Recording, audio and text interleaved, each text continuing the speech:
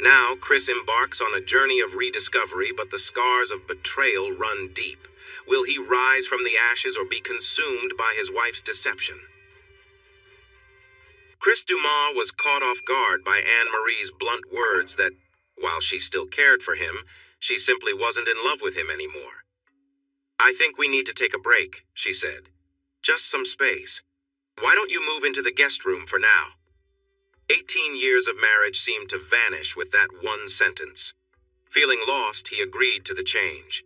She reassured him it was temporary, and they would discuss things later. As he packed, he overheard her laughing on the phone, talking about someone else. The thought stung. Not only was she not in love with him, but she had already found someone new. Upset, he packed his things and didn't just move to the guest room. Instead, he walked out of the house and slammed the door behind him. "I've told him before not to slam the door, but you know how men are. They never listen." Anne-Marie chuckled to her friend Vicky. "I wonder where he's going."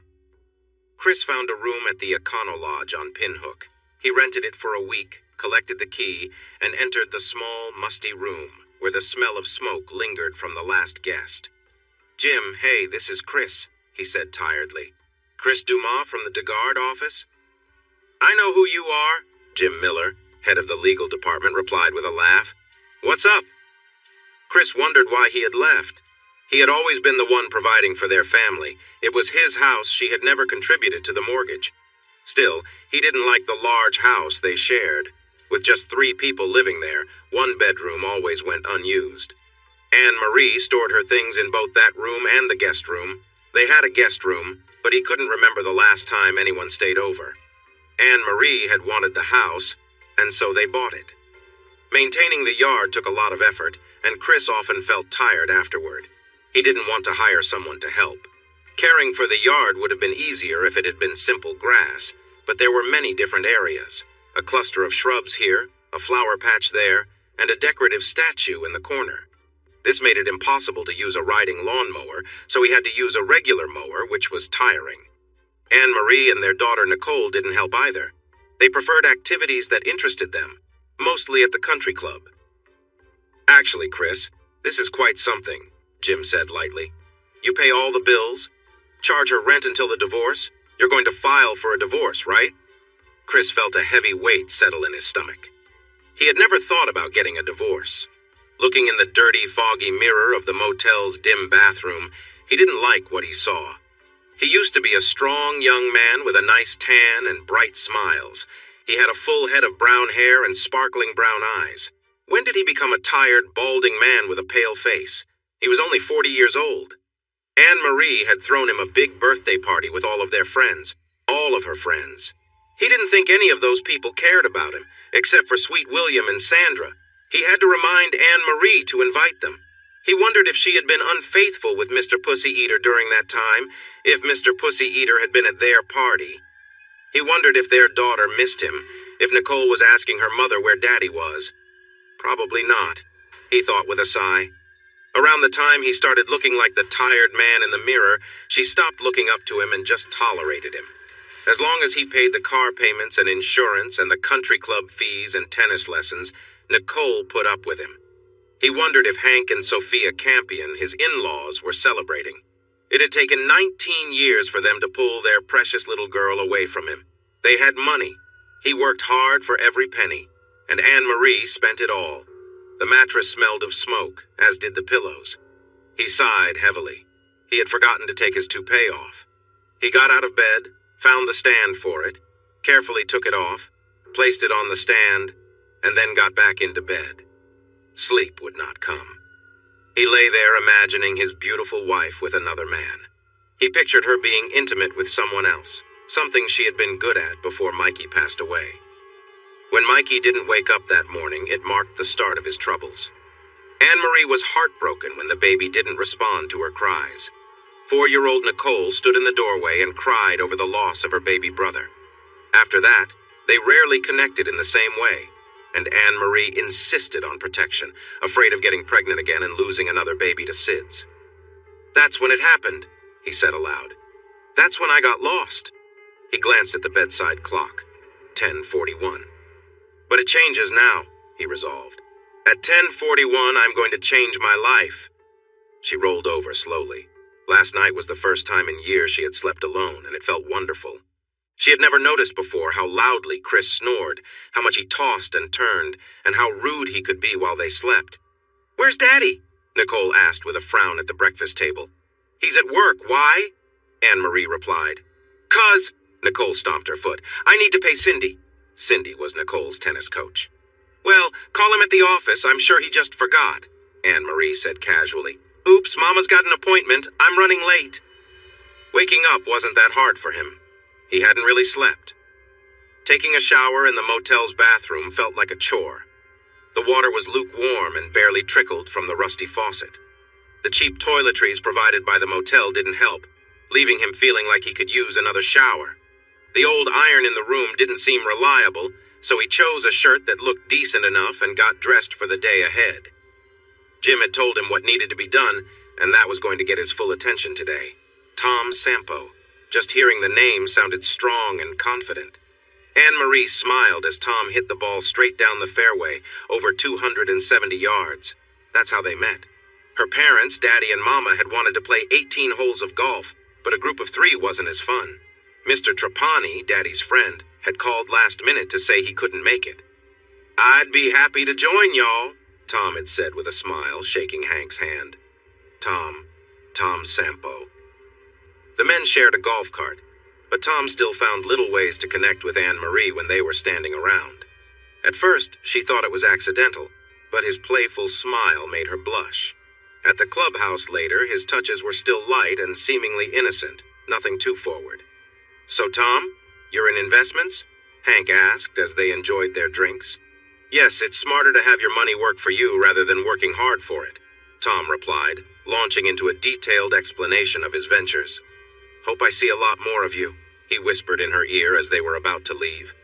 The next time she saw him at the country club, he wasted no time. Before long, she found herself in his Mercedes, driving to his house in Church Point.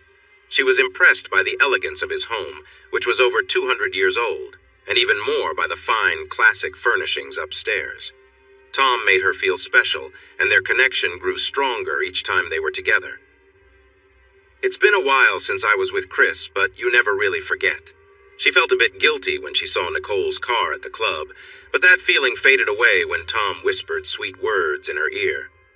Most of the men at the West Bayou Country Club respected her marriage and kept their distance. Others held back because she was Hank Campion's daughter. When she asked Tom about it, he just shrugged and gave his charming smile. "I saw something I liked," he said. "When I see something I want, I go for it and don't stop until I get it." Again, she felt a twinge of guilt as she glanced at her tired husband across the dinner table. She had never cheated on him before. Sure, she had felt tempted, but she never acted on it. That guilt eased a little as she listened to her husband complain about his tough job, the bills, and how the yard needed more care. Chris smiled tiredly as Sandra dropped off another cup of coffee. "Too much coffee isn't good for you," she murmured. "How would you know? You don't have one," he joked, using his usual reply. "I did before my operation," she teased and left. Chris took a few more moments to finish canceling the last of his credit cards. "It's rough, but since you're the only one working, she still gets half of everything," Jim had said. The country club hesitated until Chris reminded them who his father-in-law was, Hank Campion. Then they agreed to refund the rest of his dues. "That little troublemaker," Hank fumed when Tim Vallot, the country club president, called to inform him about the cancellation. "I'm sure Mrs. Dumas and Nicole will want to keep their memberships," Tim suggested. "Yeah, just call Anne-Marie," Hank replied. Anne-Marie was embarrassed when the manager called her cell phone right in front of Tom. The waitress served their drinks, and Tom smiled at her, signing the bill. "Sweetheart, I just need to call him to sort something out," she said casually, and pressed Chris's office on speed dial. "Did you really cancel our membership?" she whispered, turning slightly away from Tom. "Didn't see a point in keeping it," he said casually. "I don't use it, so why should I pay? If you want to use it, you pay for it or ask your dad to." "But what about Nicole?" she asked, barely containing her frustration. "Hey, you know what? She's a student. She can use your membership." "You will regret this," she said into the phone, even more upset when he laughed and hung up. Sandra peeked into the office when she heard Chris sobbing. Softly, she walked in and placed her hand on his trembling shoulder, embracing him as he held onto her waist and cried. "Hey, is everything okay?" Tom asked, noticing the worried look on Anne-Marie's face at the registration table.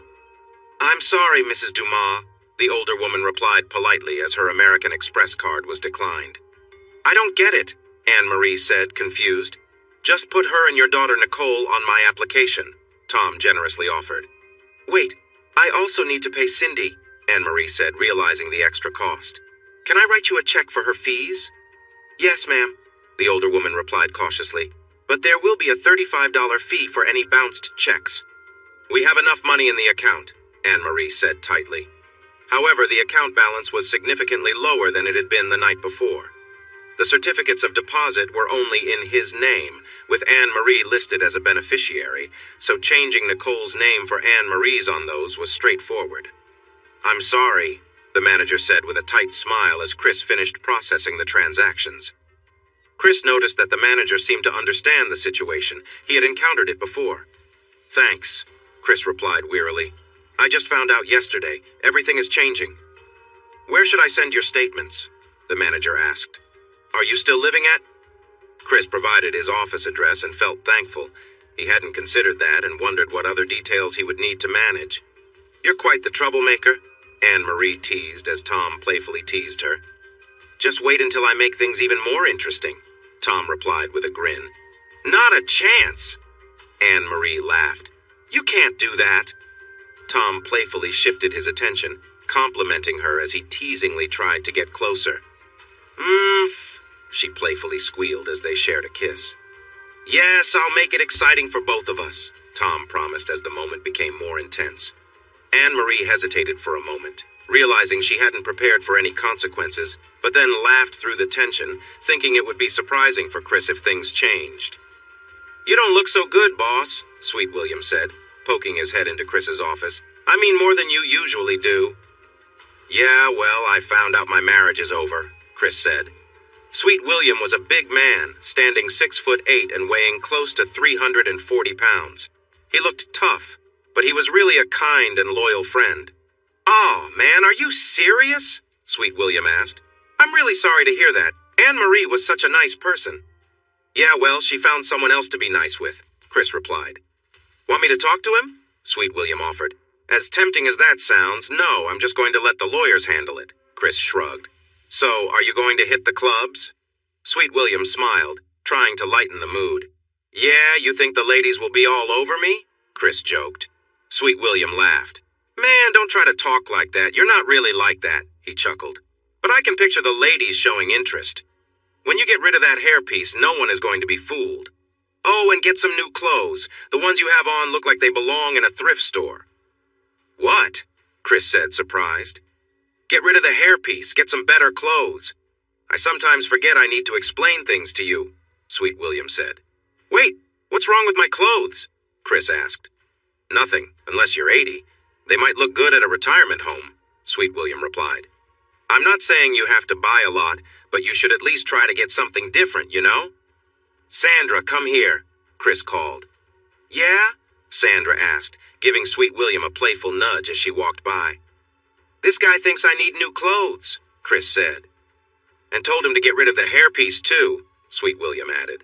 "Really? And?" Sandra replied. "Huh," Chris said. "Do you think I need new clothes, too?" "And lose the—" Sweet William started. "Stop it, Sweet William," Chris interrupted. "And get rid of the hairpiece," Sandra agreed. "It doesn't look good." Anne-Marie was angry when she hung up the phone. The bank confirmed that there was enough money for Nicole's tennis lesson, but not much more. "That can't be right," she grumbled as she went upstairs to find last month's bank statement. The closet door was slightly open. She hadn't closed it after changing that morning. She opened it wide to look in the file cabinet where Chris kept all their important papers. He was very organized about things. It was empty. For the first time, she noticed that all of Chris's clothes were gone from the little space he had in their bedroom closet. She opened the one drawer in the dresser that he used and found it empty. Marching down the hall, she pushed open the door to the guest bedroom. The bed hadn't been made. She checked the drawers.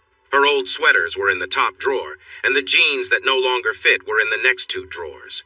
The bottom drawer held her swimsuits. The closet had more of her clothes, but no sign of his things. She sat down hard on the bed. He wasn't supposed to leave. He just needed to step out of their bedroom so she wouldn't feel guilty when she saw him. After a while, she got up and went downstairs. She found her cell phone in her purse. She almost laughed at how much her hands were shaking. "Chris, I hope you're sitting down," Jim said sadly. "Yeah, sitting is all I do," Chris replied, trying to lift the mood. "We got pictures and his address. He's renting a place in Church Point," Jim said quietly. They weren't trying to hide it. Lynn said it was the easiest job she ever did. They looked like they were posing. "Well, we knew that much already, right?" Chris asked. "Yeah, but the judge will want proof, not just what you heard," Jim said. "Then file already," Chris said.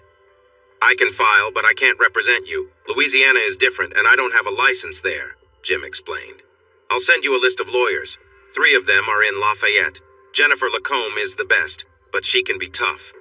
"Thanks," Chris said. Just then, the inside line rang, bypassing Sandra. "Chris, honey?" Anne-Marie asked.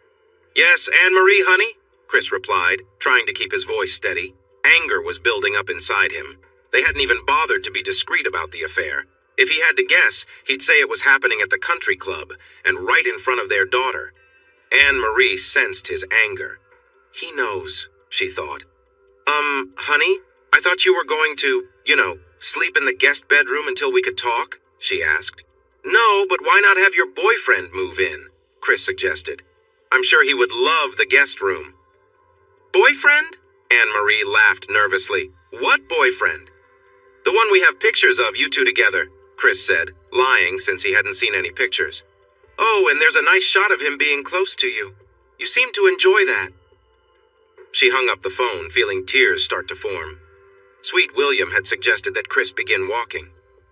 "It's a mile to Highway 19 and back," Sweet William said. "I bet I can run there and back before you even leave the parking lot." "I'm not a betting man, especially when I know I'd lose," Chris laughed. Sweet William had scoffed when Chris asked about joining a local gym in DeGard or Lafayette. "Yeah, it's a good place if you're looking for trouble," Sweet William said. "All those people out there just want to help you out." "Oh, so what am I supposed to do?" Chris asked. "First, do 1 push-up tomorrow morning, then 1 sit-up, 1 crunch, and 1 squat," Sweet William said. "1? I can do at least," Chris said. "Then the next day do 2. 2 push-ups, 2 sit-ups, 2 crunches, and 2 squats," Sweet William explained. "Then move on to 3, 4, and keep going until you reach 100 each, got it?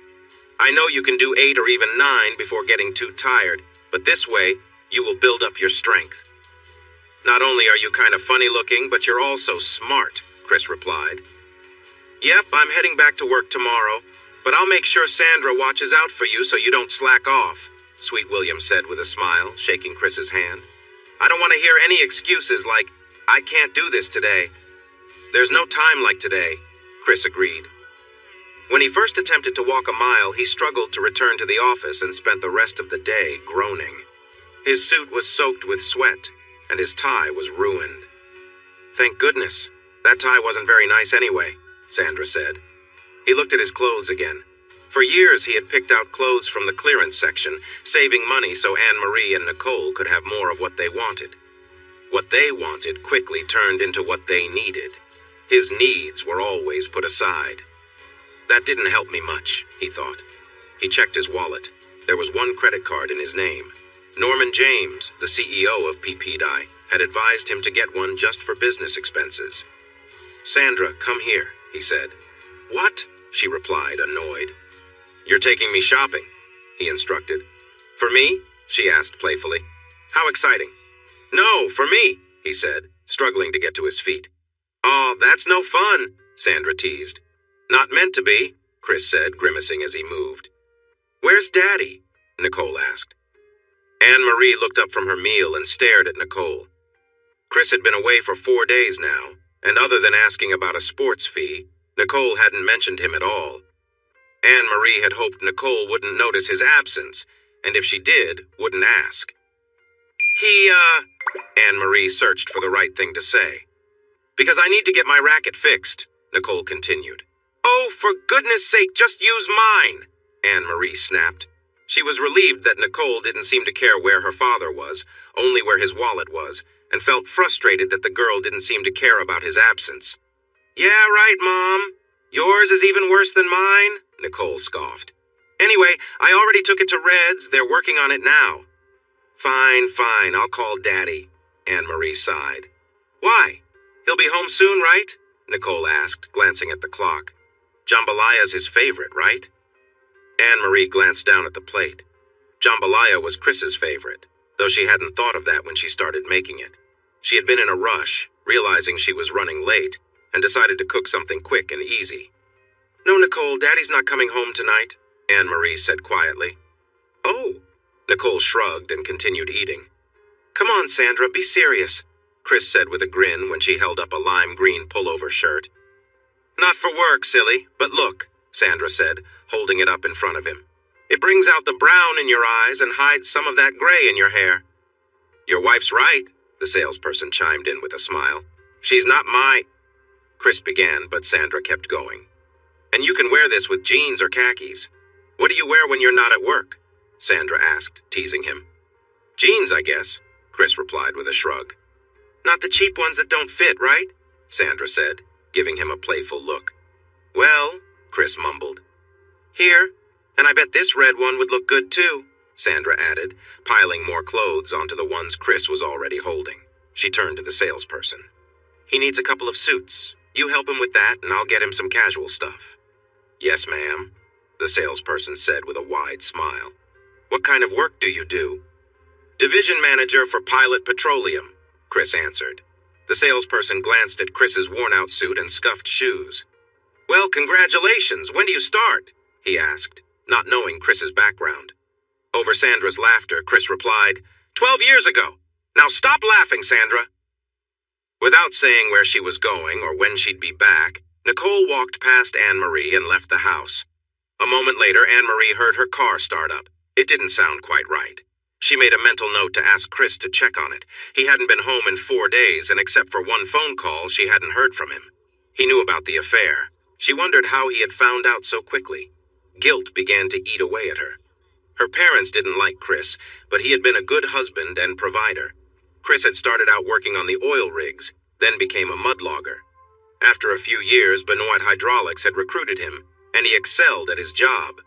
When Norman James launched Pilot Petroleum Exploration and Development, he immediately offered Chris the position of division manager, even though Chris didn't have a college degree. Norman's instincts about Chris had been right. Chris worked long hours and ran a tight ship. Many of his crew didn't mind the hard work because they knew Chris had been where they were. He had started from the bottom, and they respected that. Anne-Marie picked up her phone. Tom continued driving down the road, his mind elsewhere, thinking about the day's events. Sweat dripped down her face even with the air conditioning running full blast. Please, she whispered, aware that her struggle intrigued him. Please what? He teased, as she felt her muscles tighten around him. Please, I want you to come closer, she said softly. He started to move, and she let out a small noise of discomfort. When he playfully nibbled her shoulder, she gasped in response. Great, he muttered as his phone rang. Don't answer it, she pleaded, but he was already pulling away. Hey there, thinking about you?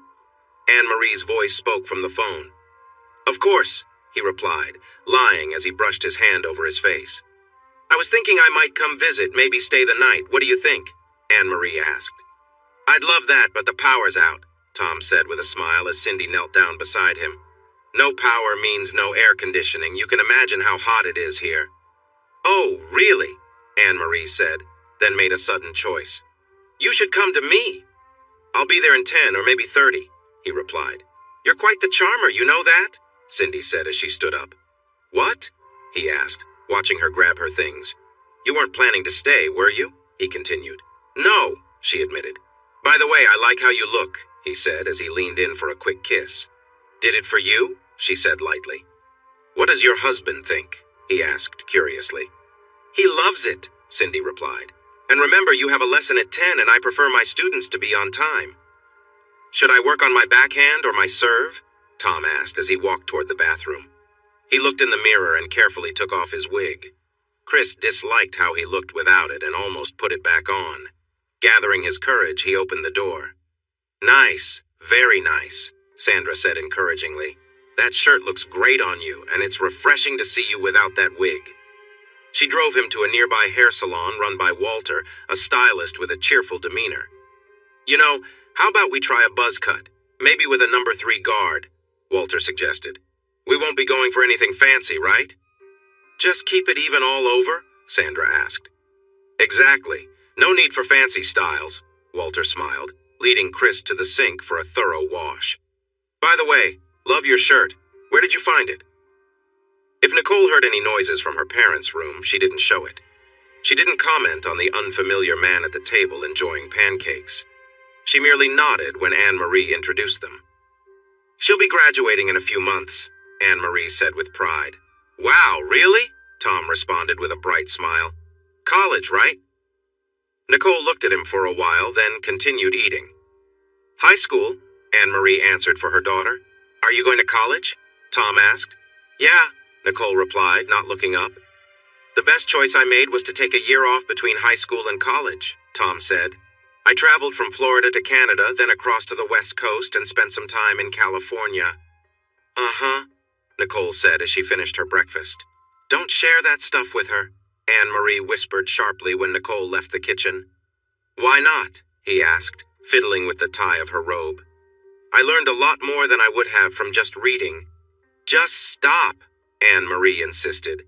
"Chris and I have saved a lot for her college, so please leave it." "Do I ever tell you I like your style?" Tom asked, joking around. "No, you don't," she laughed, pushing his hand away. "I need lunch money," Nicole said flatly, as if she hadn't noticed the playful exchange. "Sure, how much do you need?" Tom asked, pulling out some cash. "That's enough," Nicole said, taking the money without a word of thanks, then left and slammed the door behind her. "Nice kid," Tom commented and tried to hug Anne-Marie again. "Stop that," Anne-Marie protested, laughing as he pulled her closer. "No, Tom," she said softly, trying to push him away playfully. "Oh, sorry, I'm looking for Chris Dumas." "You might have seen him, little white guy, not very fashionable with a messy haircut," Sweet William said as he walked into Chris's office.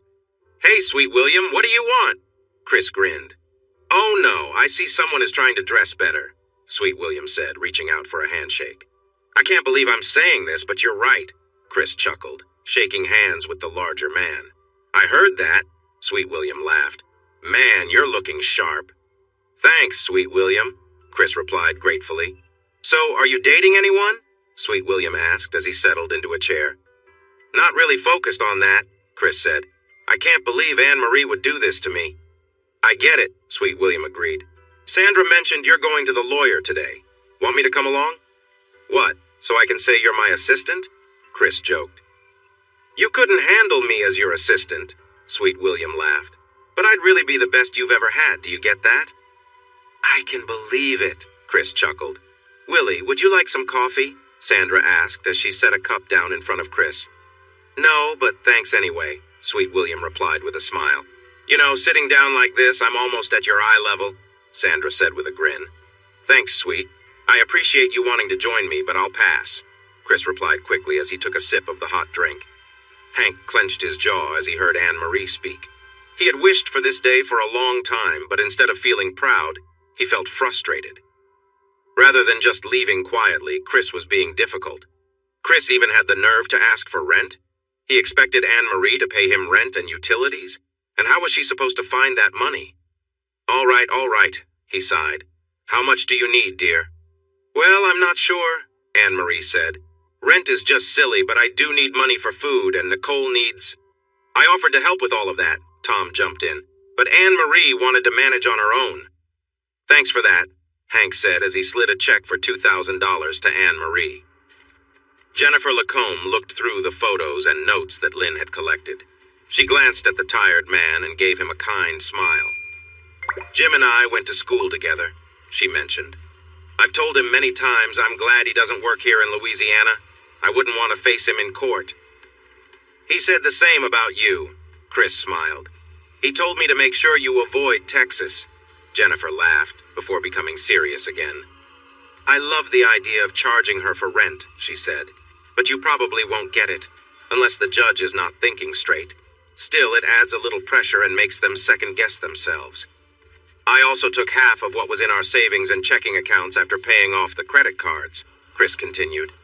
Got it, Jennifer agreed. I guess our next step is to file and have her officially served. It felt so awkward.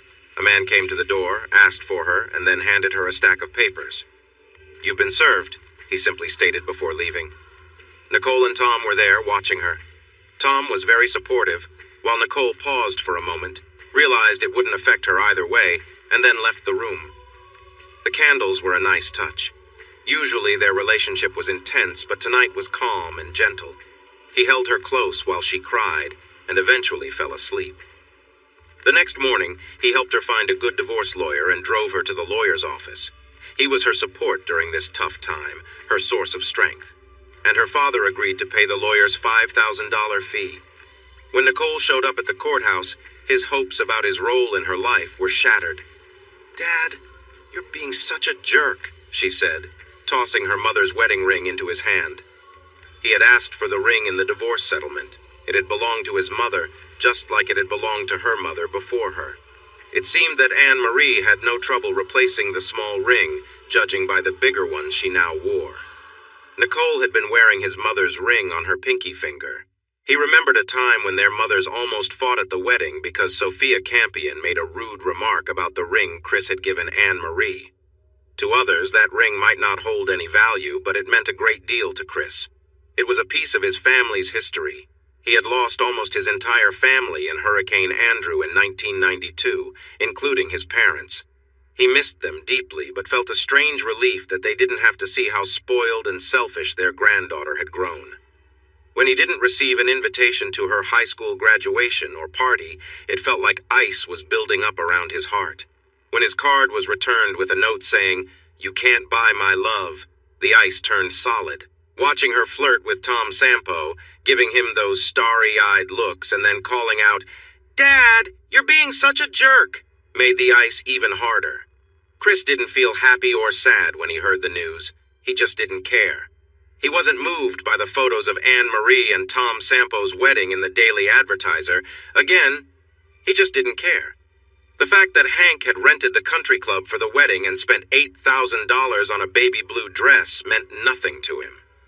He flipped through the rest of the headlines and then read about a new coach for the University of Louisiana at Lafayette. He might actually win a game or two, he said to himself. So when Sandra told him that Tom Sampo had vanished with all of Anne Marie's money and her parents' money, along with a good chunk of Frank Trapani's money, he still didn't care. Hearing that Anne Marie had taken out a second mortgage on the house he disliked and was at risk of losing it didn't affect him either. When he found out that Anne Marie's car and Nicole's car had been taken back because Tom hadn't made any payments on them, he just shrugged. It felt to him like hearing someone say they had stepped on a couple of bugs. It didn't matter at all to him. The fact that Tom had left Anne Marie when she was 8 months pregnant didn't even make him feel any happiness. "Huh," was all he said before going back to looking at the documents that Justin James had sent him. "I'm sorry, sir," the gate attendant said with a nervous smile. "This ticket is not valid." "I'll go to the counter to fix this." Tom smiled at Cindy and gave her a playful pat. "I'll be right back." "Please hurry," she said. "They board in 10 minutes. "Don't worry," he said with a smile as he walked away. "Idiot," he chuckled to himself as he went to Gate 12C to catch his flight to France. Tom didn't think about the tennis instructor or the baby she was expecting as he settled into the comfortable seat in first class. He didn't think about Anne Marie or her daughter Nicole, even though he had told the 18-year-old girl that he married her mother just to be near her. He didn't think about Hank Campion either, who had asked him to call him Dad. He flashed a charming smile at the flight attendant and asked in smooth French when they would serve drinks. Sophia had a serious stroke after Hank revealed that Tom Sampo had been tricking them and had taken away their savings. Any money Hank had saved was now going to the growing hospital bills. Once she was stable, Sophia was moved to UMC, the charity hospital in Lafayette. "Chris," Anne Marie whispered to her father while they waited in the hallway of the hospital. "Chris might be able to help." "You've got to be joking," Hank responded sharply. "Why would he help us now after everything we've done?" "He's still Nicole's father," Anne Marie said. "Could you go see him? I'm too embarrassed. Huh, I never thought of that, Chris said when Sherry Lambert pointed out a fourplex on the edge of DeGard in Bender, Louisiana.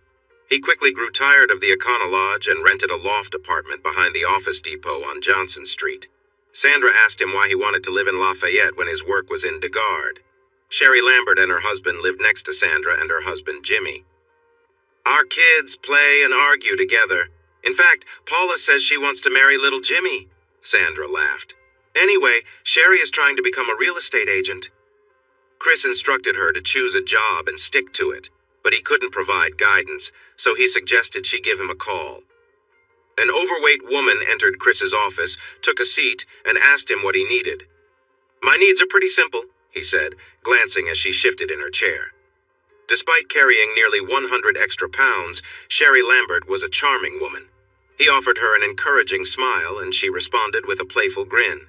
I have a feeling we will work well together, she said confidently. The first house they visited was vacant. Scanduro Realtors had marked it for sale. 2 bedrooms and 2 full bathrooms, Sherry pointed out. It has a gas stove in the kitchen. A comment from Anne-Marie had shocked him and made him realize his wife was unfaithful. That pushed him to grab the phone book and look up escort services. Camille arrived 2 hours later and knocked on the door of the motel room. What are you looking for? She asked sweetly while adjusting her shirt. I want to learn how to please a woman properly, he admitted without hesitation. Camille was taken aback. Most of her clients had different interests. Okay, she replied, then explained her different services and what they cost. So, $200 for that? Chris inquired. Yes, but I can do something special for you, Camille offered. No, not really, Chris said. How about $100? She suggested, trying to make a deal. Chris shook his head, insisting he wanted to learn. I want to do this right. I won't learn if you act like I am, he explained, a bit frustrated. Got it, Camille acknowledged. She spent the next couple of hours showing him how to please her. You want to practice? Try using a lifesaver and put your tongue into the little hole, she advised before taking her payment. The following night, Chris called another service and they sent a woman named Tony. Are you serious? She asked, looking skeptical when Chris explained he wanted to learn how to please her correctly. Thanks to Camille's guidance, Tony left his motel room smiling. Yeah, I enjoy this, Chris said, feeling confident. Chris and Sherry were having a conversation while they checked out an apartment. Sherry mentioned her husband with a laugh, but the focus soon shifted back to their current task, looking at the space Chris was interested in. This place is nice, Sherry said, glancing around the efficiency apartment. You could easily rent out the upstairs and downstairs, and the tenants would cover your mortgage. Chris smiled. I like things simple. I think I'll just stay down here and rent out the other units. You said 2 are already rented? The room itself was quite spacious, about 16 by 16 feet. A small kitchen sat in one corner, equipped with a table, a refrigerator, and a stove. The window over the sink faced the parking lot, and the bathroom was close by. There was even a closet under the stairs, which also housed the air conditioning unit for both floors. Sherry adjusted the blinds and turned to Chris with a playful smile. Think this place will work for you? Chris looked around thoughtfully. Yeah, I think it'll do just fine. Later, Chris confided in Sandra about his concerns. Sherry's married and it just feels off. Sandra, knowing Sherry's situation, shook her head. I'm not surprised. Sherry's husband, Ronnie, doesn't seem to mind much of anything. He just goes along with whatever she says. Sandra had heard from Sherry that she found Chris to be a good guy and was enjoying helping him find a new place to live.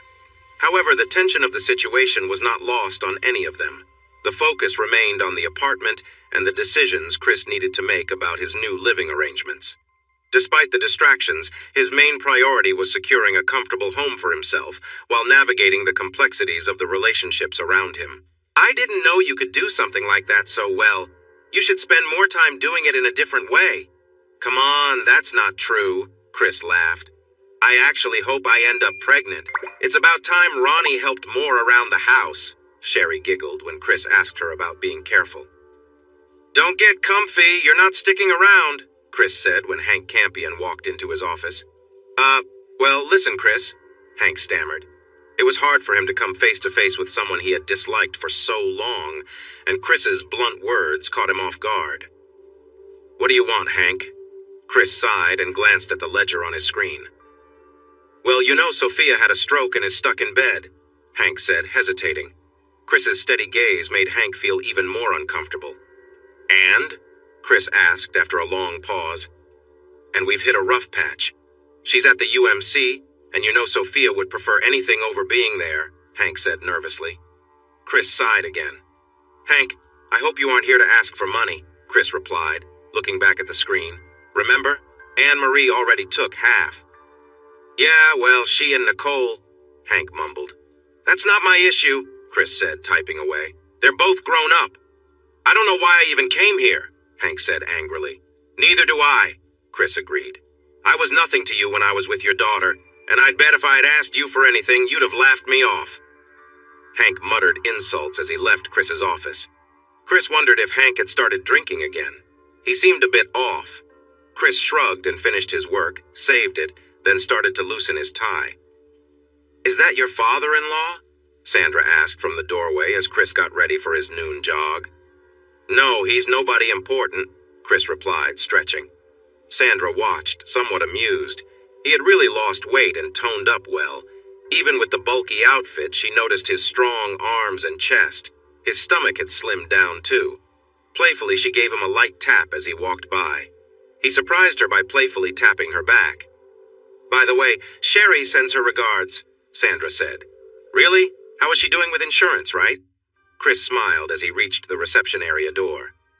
Yeah, I think she might actually do pretty well with it, Sandra agreed as she settled back at the front desk.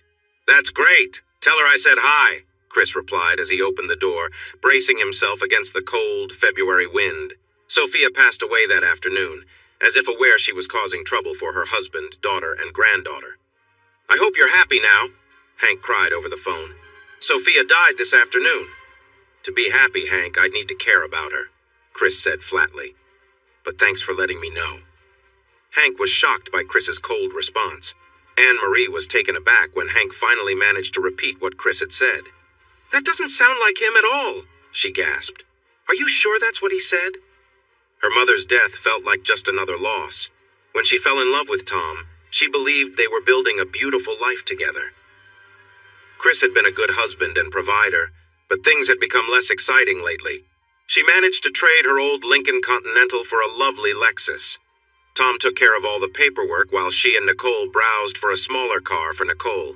In the divorce agreement, she chose to keep the house to leave Chris's retirement savings untouched.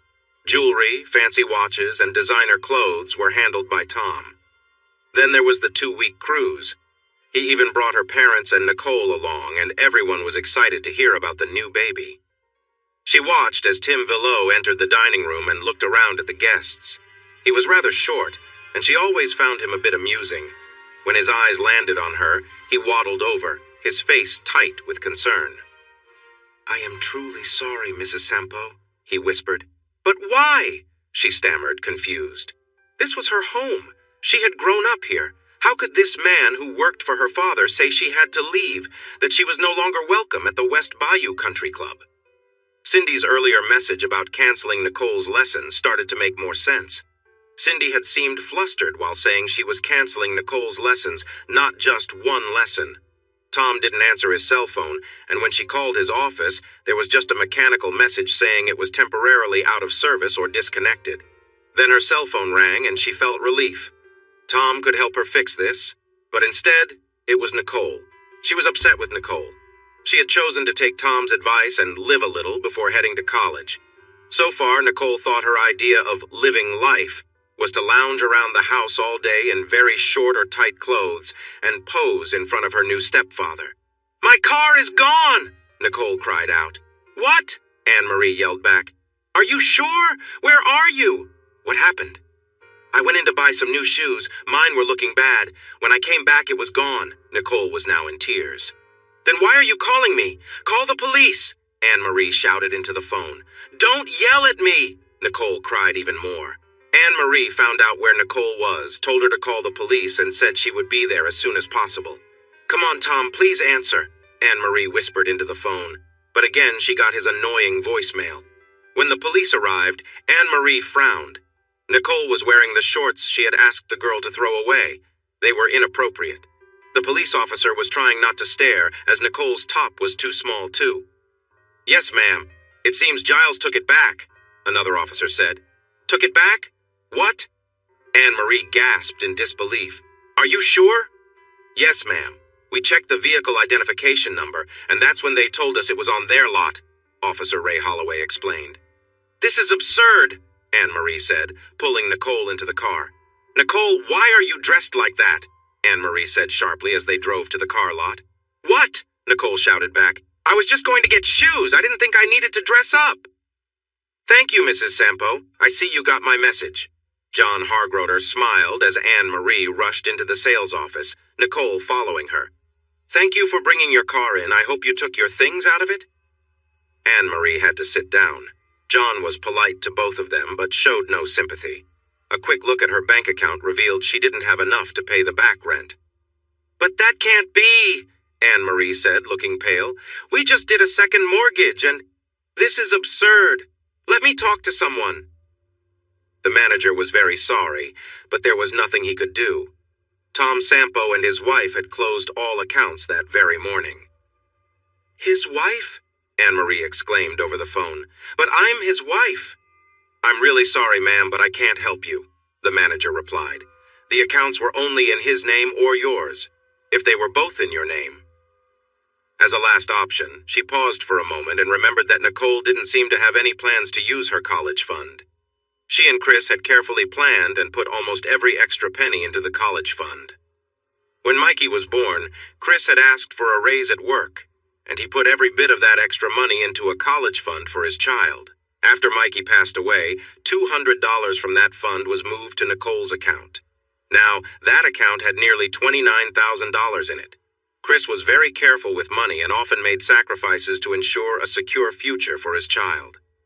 The manager showed understanding, but Nicole had taken that money out with Tom's help last month. Nicole felt small under her mother's anger. "So that's it," Anne-Marie said softly as she put down the phone. Everything seemed to be falling apart. Her mother's passing felt like just another piece in a long line of troubles. The funeral for Sophia was a respectful event, fitting for someone with her reputation. Thankfully, Hank and Sophia had already arranged for their funeral expenses, and Tom hadn't managed to get either of their life insurance policies. Anne-Marie touched the flowers. Chris was kind to send something like that. Chris ignored the thank you note Hank sent for the flowers he hadn't actually sent. Chris thought Hank was trying, though not very well, to make him feel guilty. He remembered the simple floral arrangement that Hank and Sophia had sent to his parents' funeral. Hank was wealthy and could have provided many beautiful flowers, but instead sent something very plain. Chris had held back his frustration and sent a thank you note. He didn't expect a reply, and none came. He tossed Hank's note into the trash and continued to go through the mail that Sandra had left on his desk. Nicole felt relieved. Her period had started. In the beginning, when she and Tom were together, he always used protection.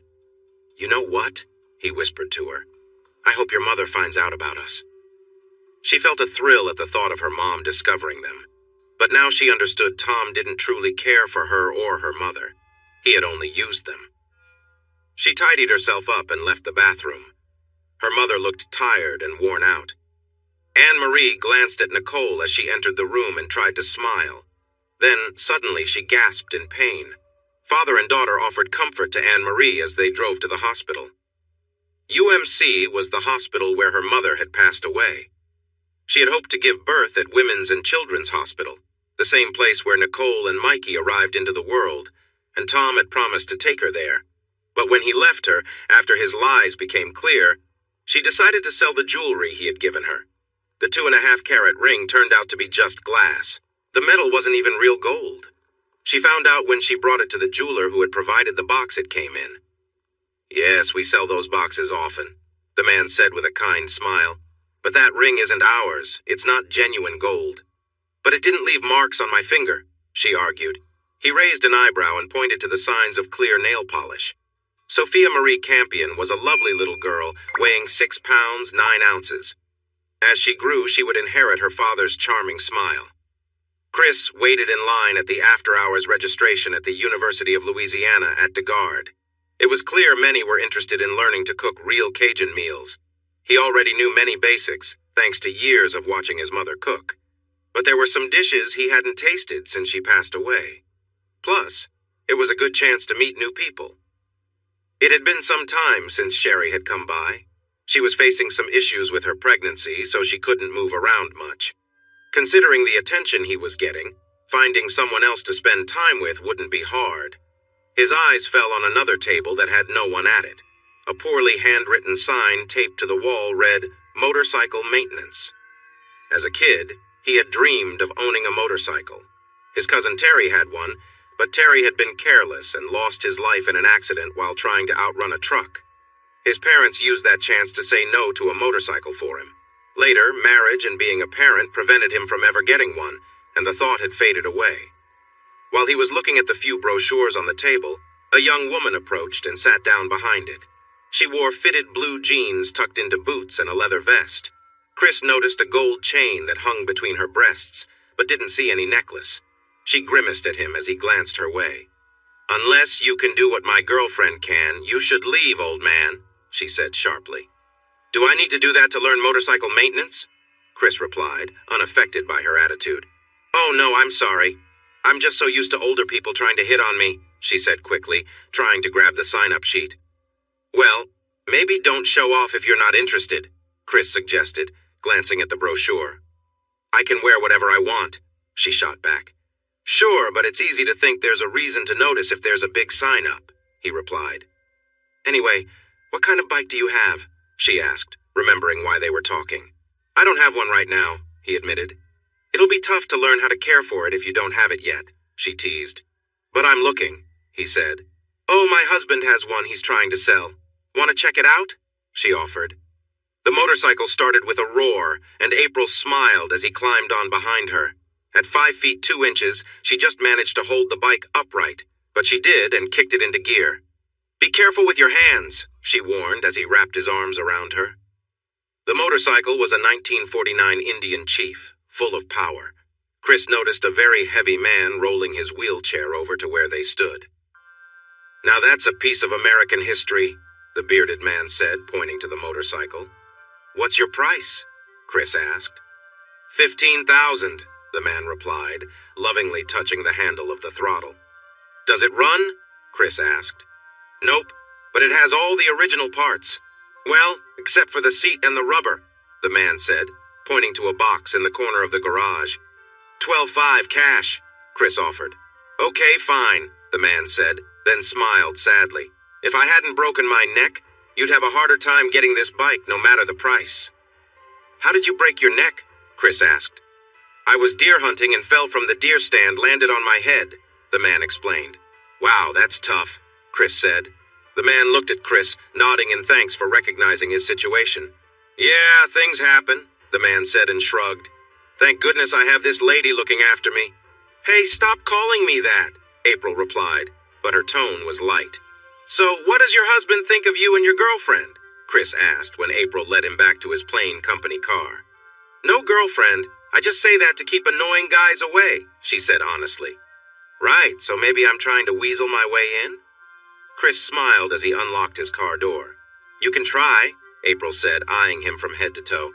"Don't think you'll get far, but you can try. Class is at 7:30, Tuesdays and Thursdays until 9:30. Do you remember how to find my trailer?" "Yep," Chris said with a grin as he got into his car. "Thank you." Anne-Marie's cheerful voice came through the phone. "That was so nice of you." Chris was surprised when the office line rang. Very few people had that number. He answered the phone quickly because it could be important. "What is it?" he asked. "I don't get what you're saying." "The brush and comb set came in that nice silver box," Anne-Marie exclaimed. "Anne-Marie, I have no idea what you're talking about," Chris replied. "I would never send you anything. Please don't ever call me again. Got it?" He hung up before she could reply and looked toward the office door. "Sandra!" he called out. "Yes," she answered, standing in the doorway. "Did you send a brush and comb to Anne-Marie with my name on it?" Chris asked. Sandra saw the stern look on his face and realized she may have made a mistake, but she knew it was better to be honest with him. "Yes, I did. It was for her baby. I thought you'd want to do something nice for her. She was your wife for almost 19 years, Chris," Sandra said. Was my wife, Chris said, barely containing his anger. Sandra, don't ever do that again, do you understand? Yes, sir, Sandra replied softly, scared for the first time in her 13 years working with Chris Dumas. Nicole didn't look at her mother. Tears were common in their shared apartment. If Sophia wasn't crying for a bottle, needing a diaper change, or wanting to be held, Anne-Marie would be crying. Anne-Marie's tears often came from being tired. Sophia kept her up day and night and sometimes from feeling sorry for herself. Her phone beeped and she smiled. It was Zach. She had met him at the hospital while he was doing community service. Hey, are you one of the moms? He asked, noticing her figure. No, she laughed. Wanna be? He teased with a grin. She laughed and gave him her phone number. Can't you stay in just one night? Anne-Marie pleaded as Nicole quickly fixed her hair and headed for the door. Nicole didn't answer. She just shut the door behind her, not thinking about the baby who was finally sleeping. Luckily, the door didn't wake the sleeping infant. Chris and April worked on the motorcycle, boring out the piston chambers. After spending all day staring at a computer screen and looking at data, he enjoyed the practical work much more. April was the instructor, but Jimbo often gave the real instructions. April would run inside to ask him a question and then return to tell Chris what to do next. From time to time, Jimbo would squeeze into his small wheelchair and roll outside to watch the work on his favorite motorcycle. While it was being fixed, Chris was using Jimbo's Harley. No way I'm selling it. April keeps saying she wants it, Jimbo chuckled when Chris asked about buying it. Come on, Jimbo, that bike is bigger than she is, Chris laughed. Yeah, but she believes that someday she'll ride it herself, Jimbo replied. Come on, Jimbo, April said as she pointed to a part of the bike for Chris. Hey, old man, did you forget something? Oops, Chris said and tightened a bolt again. And stop calling me that. Okay, put gas in the tank and give it a try, April grinned. Chris held his breath as he positioned himself to kick-start it. He smiled wide when the engine coughed and then roared to life. Awesome, he shouted as he shifted into first gear. I think he's ready, don't you think, Jimbo? April said while she collected the tools. Yeah, Jimbo agreed with a hint of sadness as Chris slowly drove around the garage area. Tell him to come in. We'll have a little celebration. Zach and his band played their loud thrash metal music for a bit before Rudy's mother yelled at them to stop. Then the 5 musicians shared some treats and talked about their dreams of success. Living the dream! Zach exclaimed loudly. Hey, Nicole said with a frown. What do you need that for? You have me? Oops! Zach laughed. Huh? Nicole whispered, looking hurt. Why would you want anything else? He doesn't want you, I'll take a chance with you, Rudy offered cheerfully. Yeah, he'll take you, Zach joked. Nicole looked at him, tears starting to well up in her eyes. Aw, don't start with the tears, Zach said, losing patience. I can't stand that, come on. Nicole covered her face and hurried out of the garage. And another one's gone, and another one's gone, Philip sang. Hey, you're next. Another one bites the dust, Zach chimed in. Forgetful of Rudy's mother's warning, they began singing loudly a silly version of a popular song. Thanks again, Chris said as he shook Jimbo's hand warmly. Uh-huh, I think April wants to see you, Jimbo mentioned. Chris looked around the messy living room but didn't see her. He peeked into the equally cluttered kitchen. I think she's outside, Jimbo said softly as he slowly wheeled himself toward the doorway. She smiled when he came near his motorcycle. Jimbo said you wanted to see me, he said. No, just wanted a ride, she said with a smile. Chris and April were talking as they prepared to leave. April hopped on the back of the bike, holding on tightly to Chris. Where are we going? Chris asked. Your place, April replied. Chris suddenly stopped the engine, surprising her. What's going on? April asked. Jimbo's my friend, Chris said seriously. I'm not getting involved with my buddy's girl. April smirked. He already knows. He's the one who said I should. Chris wasn't convinced. We'll see about that, he said, stepping off the bike and heading back to the old trailer. When he returned, April still looked confident. Let's go, he said, starting the engine again. They rode together, but the short trip to his apartment felt too brief, so Chris took a longer route, enjoying the open road. The thrill of the ride made him laugh out loud as they sped down the highway. That was fun, April shouted excitedly when they finally arrived at Chris's place. Yeah, it was, Chris agreed, letting her inside.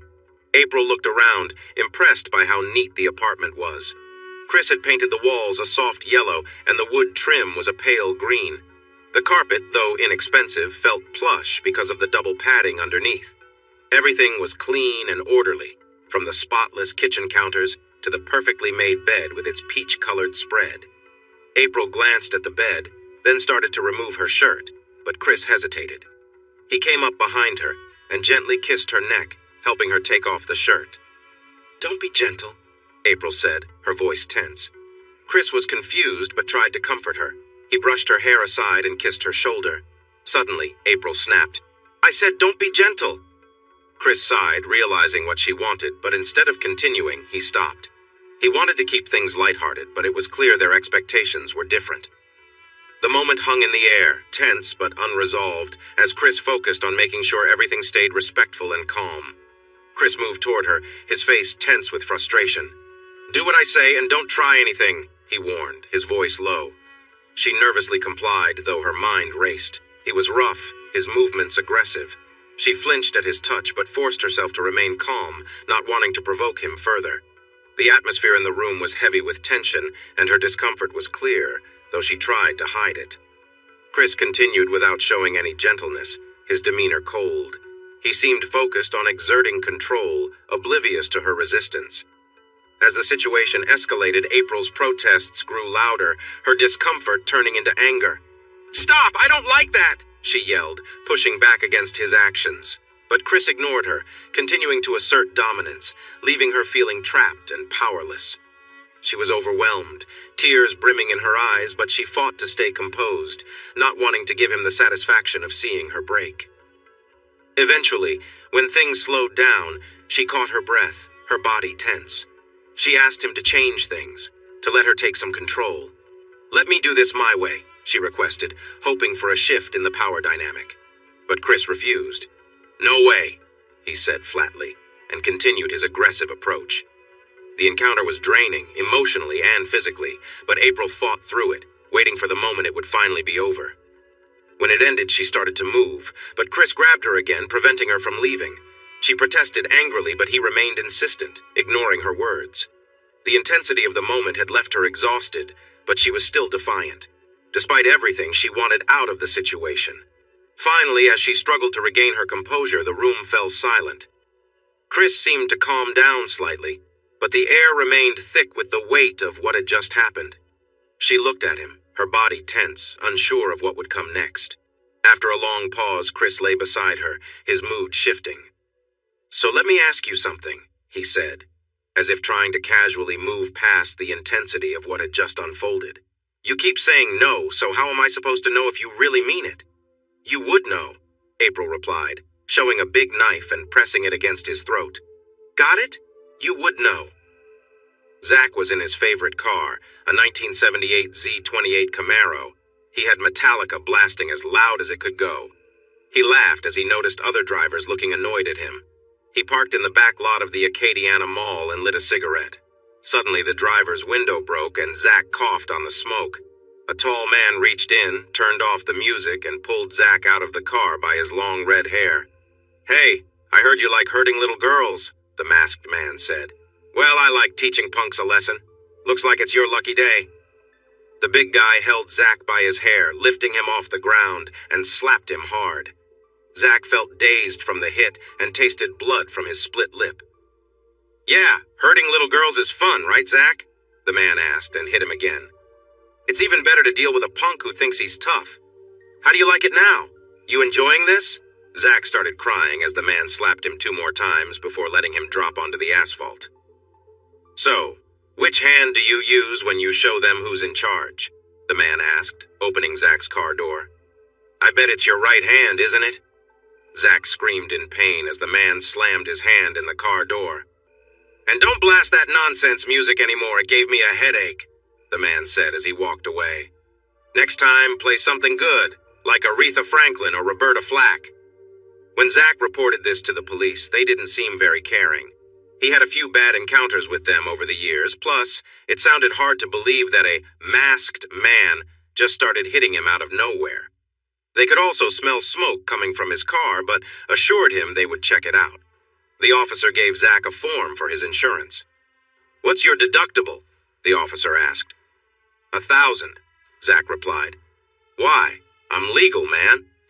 "Then I wouldn't call them if I were you," the officer suggested. "That window won't cost $1,000 and they'll just raise your insurance." "Ugh, come on!" Zach shouted, slamming his hand on the roof of the car. The police officer shook his head and got into his patrol car, watching as Zach hopped around, holding his injured hand. Chris felt very stressed when he was asked to come to the Lafayette Sheriff's Office for some routine questions. "I don't even know any Zach Wrights," he protested. "Zach Wright, your daughter's boyfriend?" the officer asked, not believing Chris. "I haven't seen her in almost a year," Chris replied. "I didn't even know she was seeing anyone. She's an adult now." The last question had nothing to do with Zach Wright. "So, where did you get that bike?" the officer asked. "I'd love to have one like that." "That, my friend, is a piece of American history," Chris smiled. "I rebuilt it myself, using all the original parts." "That's amazing," the officer said, looking at the bike with envy as Chris kicked it to start. "Do you think you could help out around here for once?" Anne-Marie shouted at Nicole. "Mom, I think I might be pregnant," Nicole said, starting to cry. "Oh, no!" Anne-Marie shouted. "That's just great!" Mother and daughter sat at the small kitchen table and made their plans. They didn't even talk about abortion. It was not an option for them. In the end, they decided Nicole would stay home to take care of her sister, while Anne-Marie looked for a job. Mr. Trapani, Hank's old friend, had mentioned that Anne-Marie would be great for the receptionist position. "And I mean really take care of her," Anne-Marie said firmly. "I don't just mean giving her a bottle and walking away. You have to be there for her." Okay, Nicole said, sounding upset. "Hello?" Chris said, trying to keep his frustration in check. It had been a tough day. First, the neighbor in apartment 4 told him he was moving out at the end of the month to an assisted living facility near his daughter in Jackson, Mississippi. Then, as he had on other days, he thought he saw April on her BMW, but she was gone when he looked. After that, he was asked to come to the Lafayette Sheriff's Office, where they reminded him of a daughter he had tried to forget. There was also a lot of work that David, his vice president, had left undone, and Norman James wanted it finished by the end of the day. Now, his ex-wife was trying to reach him. She had called the main line twice, but Sandra didn't let her through. "I know you don't want to talk to me," Anne-Marie said, angry as well. "I'm just letting you know your daughter is going to have a baby." "Well, that's not my issue," Chris replied. "She's grown up now." Anne-Marie held back her anger as Chris ended the call. "What did Dad say?" Nicole asked as Anne-Marie walked by her. "You really don't want to know," Anne-Marie said sharply. "That's not my child," Zach answered immediately when Nicole called him to say she was pregnant. "Of course it is! Who else could it be?" she shouted. "I don't know who you've been seeing," he replied, pleased when she hung up the phone. Chris smiled as Sandra set a cup of coffee down on his desk. "I can stay if you'd like," she offered. "It's either I stay here with you or go home to watch all my kids and Sherry and Ronnie's kids." "How is Andrea?" Chris asked, taking a sip. "She's adorable," Sandra replied with a smile. "She'll be quite the charmer when she grows up." "Looks just like Ronnie, right?" Chris teased. "No, Chris, I don't think you're the father if that's what you want to hear," Sandra replied, a bit tense. "And I say, thank goodness?" Chris replied. "Sure, all men act tough until it gets serious," Sandra said. "You all think it's fun until there might be consequences." "Hey, I didn't chase after that," Chris defended himself. "And you didn't say no either, did you?" Sandra asked. "Touché," Chris admitted, bending over to check the sonar readings. Anne-Marie sat in the Cadillac Seville and cried. The car had belonged to her mother. Her dad had given it to her. Mr. Trapani didn't want a receptionist. He wanted something else. She felt uncomfortable from how he had treated her, and the things he had said felt very upsetting. She threw open the door and got sick on the dirty ground. Two options, she thought sadly. I can live like this or give up completely. She spotted her daughter's car seat in the mirror and set her mouth firmly. "I won't live that way. I refuse," she decided and started the car. "I finish in," the girl said excitedly, glancing at the big clock. "Oh, just 10 more minutes. Will you be here?" "Of course, I'll just go home and grab my extra helmet."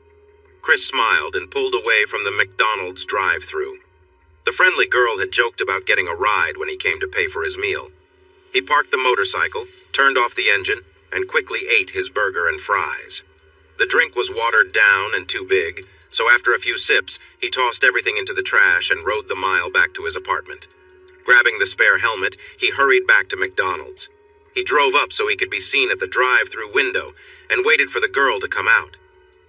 "Hi," she said cheerfully as she ran over to him. From behind the window, he had noticed her figure. Out in the parking lot, he could see she had a curvy shape. She was around 5 feet 4 inches tall and looked like she weighed quite a bit. Her blonde hair was cut very short, and he guessed she had it tied up under her uniform hat. He smiled and thought, she may not fit the usual standards, but she has a cute vibe. "Hi, I'm Chris," he said, handing her the helmet. "I'm Nikki," she replied, putting the helmet on. "Actually, it's Nicole, but everyone calls me Nikki." "Interesting name," Chris thought. 3 times in one day, huh? "You know, I could be your dad," he joked as he started the bike. "My dad is actually a pretty cool guy," Nikki said as she leaned against him. "So where to?" Chris asked. "I don't care, just ride!" she shouted happily. Chris looked around and then sped out of the parking lot onto Highway 52. There weren't many side streets or traffic lights between McDonald's and the Atchafalaya Basin, so he picked up speed. "This is amazing!" Nikki laughed as he turned off the engine at Huval's levee. "I feel so light!" To show this, she playfully stumbled around, laughing. "How fast were we going?" she asked, catching her breath. "I'm not sure," he grinned. "I was hoping you'd tell me." "Really fast," she said, leaning in for a kiss. She smiled brightly and leaned into him. "I usually like it when it's gentle," she said, pulling his hand closer. "Hey, how about some coffee? There's a place on Highway 19 called Jitters." "Sure, let's go," Chris smiled.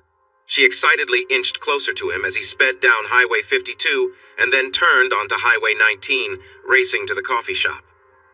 "You'll need to pick me up tomorrow morning. I work the lunch shift and I have to be there by 10:30, okay?" She chattered while he ordered decaf for himself and a regular coffee with chocolate and raspberry syrup for her. She kept talking and stirring 3 packets of sugar into her drink, often switching topics mid-sentence. "I don't want to burst your bubble, Nikki," he said when she brought up the ride for the next day again. "But by 10:30, I will be busy with work. Can you ask Dad for a ride? Don't you want to see me again?" she asked with a playful pout. "I do want to see you, but that doesn't mean I can just drop everything and come running," he replied with a smile. "Yes, it does," she laughed. "In Nikki's world, it definitely does." He chuckled as he finished his coffee. Nikki and her father lived just down the street from Jimbo's trailer, and Chris thought about stopping by to say hello, but he knew it was really to see April again. "Come in and meet my dad," Nikki said excitedly. As Chris headed up the steps to the door of their old house, he felt a bit nervous. He wondered how he would feel if his own daughter brought home a much older man. Her father, Harold, was polite, but didn't seem overly friendly toward Chris.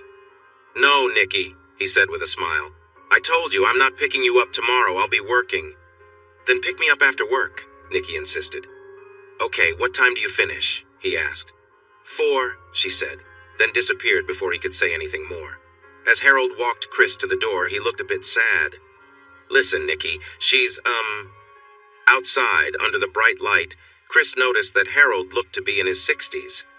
"My Nikki isn't exactly like everyone else," Harold said, a little embarrassed. "It's not that she's slow or anything, but at 24, working at McDonald's is about her best option." "She's 24? Chris said, feeling relieved she was older than he'd thought. "And, hey, if you're not serious about her, please just walk away, all right? Right now, she's in her room planning her wedding and thinking about kids. If things go south, it will take her a long time to move on." Chris listened carefully and nodded slowly. Anne-Marie finished her second cup of coffee and looked around the diner. The lone waitress seemed tired, clearly having a long day. There were 5 tables, and the woman was working hard to keep up with the orders. She glanced at Anne-Marie and smiled faintly. "Want some more coffee, dear?" the waitress asked. "You seem like you could use some help," Anne-Marie said. "You have no idea," the waitress replied. "These kids come in, work a couple of days, and then just leave. I was supposed to finish 2 hours ago, and now who knows when I'll get to go home." Well, I'm not a kid, but I'm looking for a job, Anne-Marie said. Being a waitress might not pay as well as some options out there, but it felt much more respectable. Zach finished filling up the gas tank and put the cap back on. Zach got into his car, surprised when a big man in a mask climbed into the passenger seat. Hey, what did I tell you about that music you play? The man demanded. Just drive. Where to? Zach stammered. I don't care, the man said and turned off the music. Take me to the Zip. You know where that is? Yes, Zach replied nervously. Don't tell me someone like you is scared of the Zip, the man laughed. Take me to Gerard Park, then. This is good, the man said as Zach parked. Get out, we need to talk. Zach thought about running, but knew the man was too fast. You run, and you'll just be more tired, the man warned as he stepped out of the car. I'm not running, Zach said, trying to seem brave. Now what's this I hear about you saying my girl isn't good? The man asked as he approached Zach. I didn't say that, I don't even know who your girl is, Zach replied, noticing the large cutters the man held. What? The man asked, stopping right in front of Zach. You don't know who Nicole is? Well, I know her, but... Zach stuttered. And she said she told you something important, and now you're saying the baby isn't yours? The man continued. How am I supposed to know if she's being honest? Zach shouted. That's not cool, the man chuckled. You shouldn't be saying things like that about her. He grabbed Zach's pants, pulling them down a bit. But we both know a DNA test can show if you're the father, the man said, moving Zach's hands away from his pants. I'll take a sample, and if it turns out you're not, then you have nothing to worry about, right? I am the father, okay? Zach yelled as the man held the cutters close. Now what will you do about that? The man laughed. I don't know, Zach admitted. I mean, you were confident when you were with her. So, what will you do about a baby? The man pressed. I could help with child support or something, Zach suggested. You could? That's your plan? The man shouted, getting closer. You need to be serious about this. You'll pay, you understand? Okay, Zach shouted. So how do you plan to pay? The man asked. Well, I'm in this band and... Zach started. The man burst into laughter, a cold, mocking sound. In a band, huh? What's it called?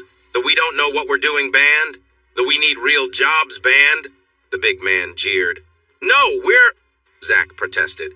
Be quiet, the man yelled, slapping Zach hard enough to make his nose bleed. You're nothing, got it? Zach fell to the ground, his jeans hanging loosely. Get up and pull your pants up, the man spat. Why do you wear your pants like that? It looks silly and messy. Do you know where that style came from? Zach stood up, fighting back tears. It started in prison. Those guys wear their pants loose so you can tell they're not pretending to be tough. Are you like that, Zach? Are you pretending? The man said, his voice filled with disdain. No, Zach said, voice trembling. Then pull your pants up before I make you regret it, the man warned. Yes, sir, Zach mumbled. Good, I like that. Now listen closely. You're going to go to Petey and ask Nicole's dad for a job, the man instructed, pushing Zach in the chest with his finger. When you get your paycheck, you'll send Nicole some money. What seems fair to you? I don't know, maybe $50, Zach suggested. $50? The man shouted. It's a baby, not a pet. A baby costs way more than that. Let's say $200 a week, okay? $200! Zach cried. He suddenly came to his senses, remembering the man's fist aimed at him. The man was gone. He got up from the dirty parking lot and entered his car. He drove home quietly, feeling frustrated about Nicole Ann Dumas for being in his life. He stared at the thin kid who nervously asked for a job and shook his head. Zach Wright. That was Nicole's boyfriend, the one the sheriff's office had mentioned. Son, Chris finally said, stopping Zach's stammering. Do you even know what we do at Pilot? Not really. I mean, you guys are in the oil business, right? Zach replied. Correct. We're in the oil business.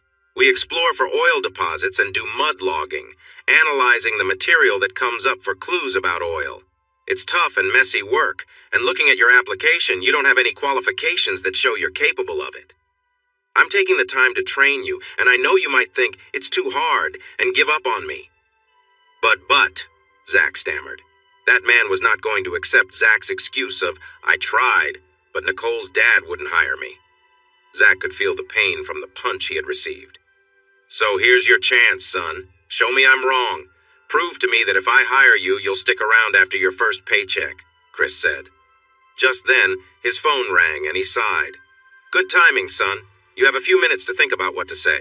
He smiled. That's my girlfriend. She never listens when I say, honey, I'm busy. Please be quick. Zach felt his thoughts racing. Telling the man that he felt threatened didn't seem wise, and sharing that he needed money to pay child support to someone he no longer had a relationship with, especially when that someone was the man's daughter, didn't seem like a good idea either. No, Nikki, I'm in the middle of something, Chris said. Okay, see you at 7. Love you too. Bye. Sorry about that, Chris said with a smile. Now, what were you going to say? Finally, Chris shook his head. Son, I think you have dreams that are too low. You don't have the skills or the ambition to work here, Chris stated as he stood up. You might want to consider fast food instead. Forget you, Zach shot back. No, son. Life will give you the challenges you need to face, Chris responded lightly as he showed Zach out of his office. Was that Nicole's boyfriend? Sandra asked as she walked into Chris's office carrying a cup of coffee. Yes, Chris replied, still focused on his computer. Are you going to hire him? Sandra asked. Mind your own business, Sandra, Chris replied. But Chris, he's Nicole's boyfriend, the father of your grandchild, she said, concerned. And he's not someone I want on my team, Chris said, accepting the coffee. But, Sandra protested. Sandra, Nicole hasn't asked me to help him, nor has she come to me for help, Chris said firmly. And even if she does, I'm not sure I would. Does Nikki know how harsh you can be? Sandra asked sharply. Why don't you ask her yourself? Chris said casually, then returned to his emails. The work was tough. Being a waitress was no easy task. The hours seemed long, and by the end of her shift, she was exhausted. The pay was not great compared to the effort she put in, but the tips were nice. Many of the older customers appreciated her service and made sure to sit at her tables.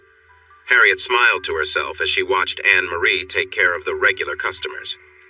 You're popular because of your charm, Harriet said, noticing Anne-Marie making sure her uniform was neat and tidy. Well, if you have it, why not use it? Anne-Marie replied with a playful grin. Exactly, Harriet laughed.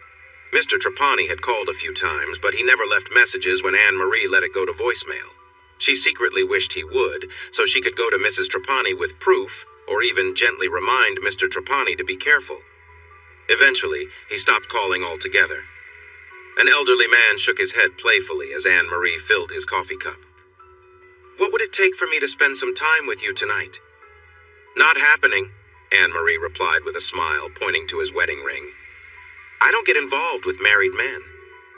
It doesn't mean anything to me, he insisted, trying to take off his ring. It means something to me, Anne-Marie said, her smile fading. I made that mistake once. It was a big regret. Nicole cheered for Sophia as she tried her best to stand up. Did you fall down? Nicole comforted her as Sophia did just that. That's okay. Let's try again, all right? It was tough to admit, but taking care of a baby was a lot of work and harder than she expected. Yet, it was filled with love, and she discovered how much she truly cared for Sophia. Sometimes it even frustrated her when her mom reminded her that Sophia was her sister, not her child. Nicole's own belly was starting to show, a small hint of what was coming.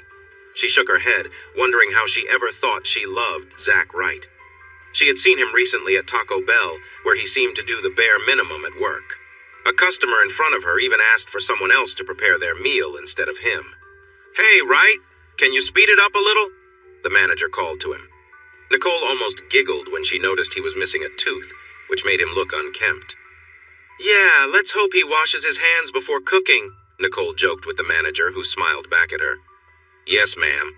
What would you like to order? He asked. The manager, while collecting trays from the dining area, checked in on her. All good, she replied with a smile. Glad to hear.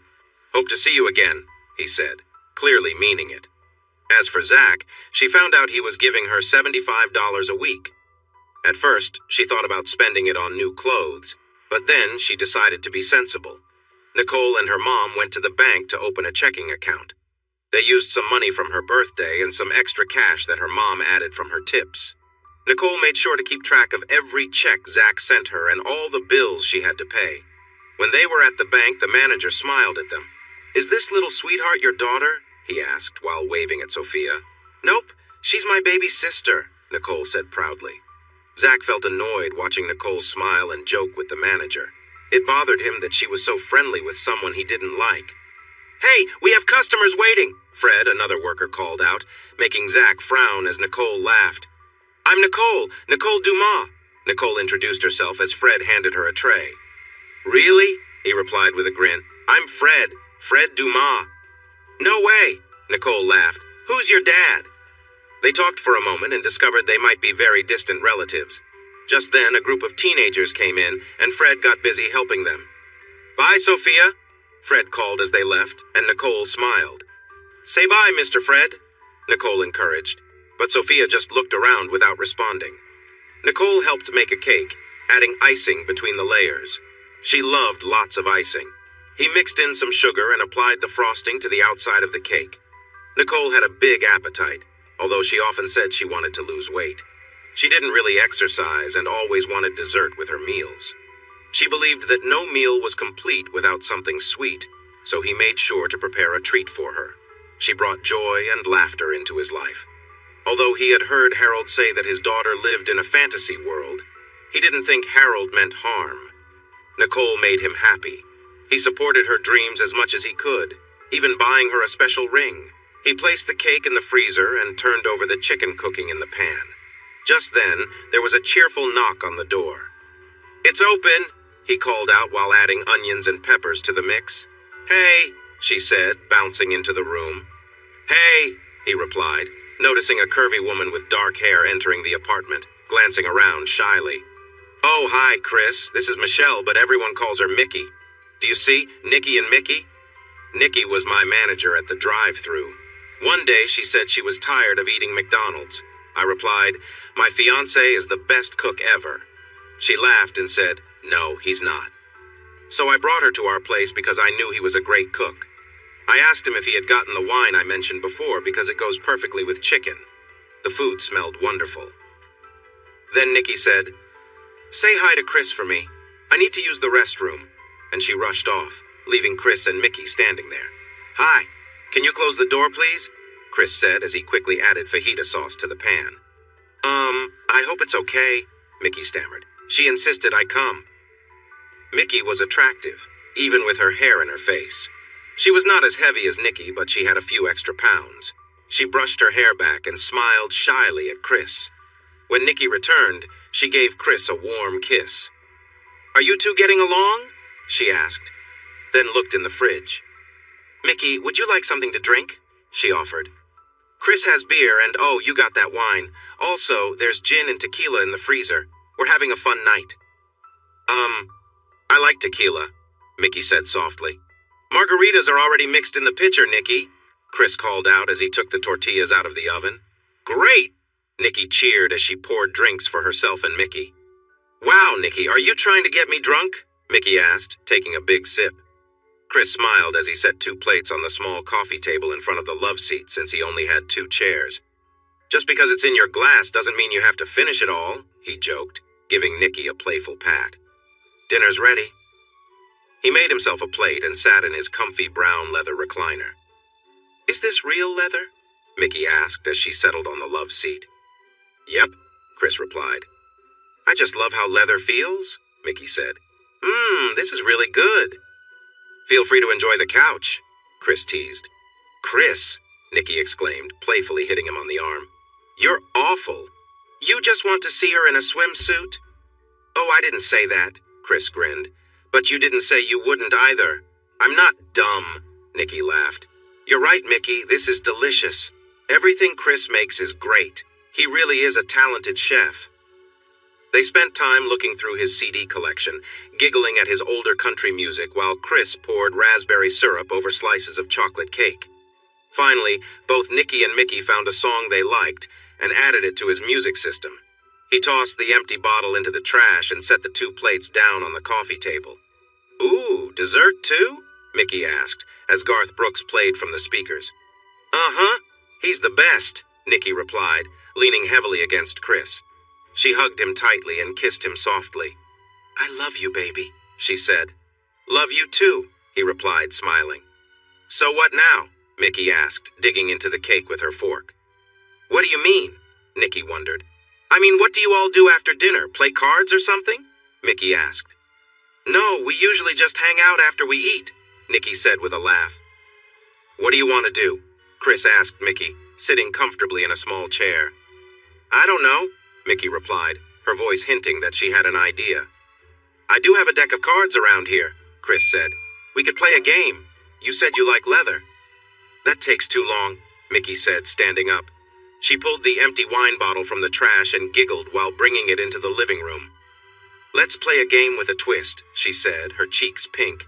If the bottle points to you, you have to kiss that person and take off one piece of clothing, okay? Chris glanced at Nikki and shrugged.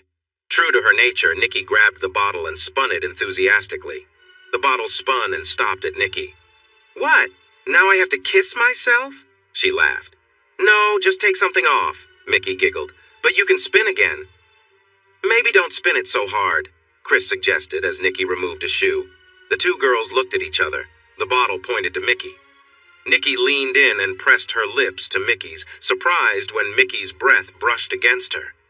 Nikki took off her other shoe, and Mickey kicked off one sneaker before spinning the bottle again. Both girls let out shrieks when the bottle pointed to Nikki. Give me a real kiss this time, Mickey said playfully. After they kissed for a moment, Mickey took off her other sneaker while Nikki removed a sock. Chris smiled, enjoying the game as he remained in jeans while both Nikki and Mickey were now in their underwear.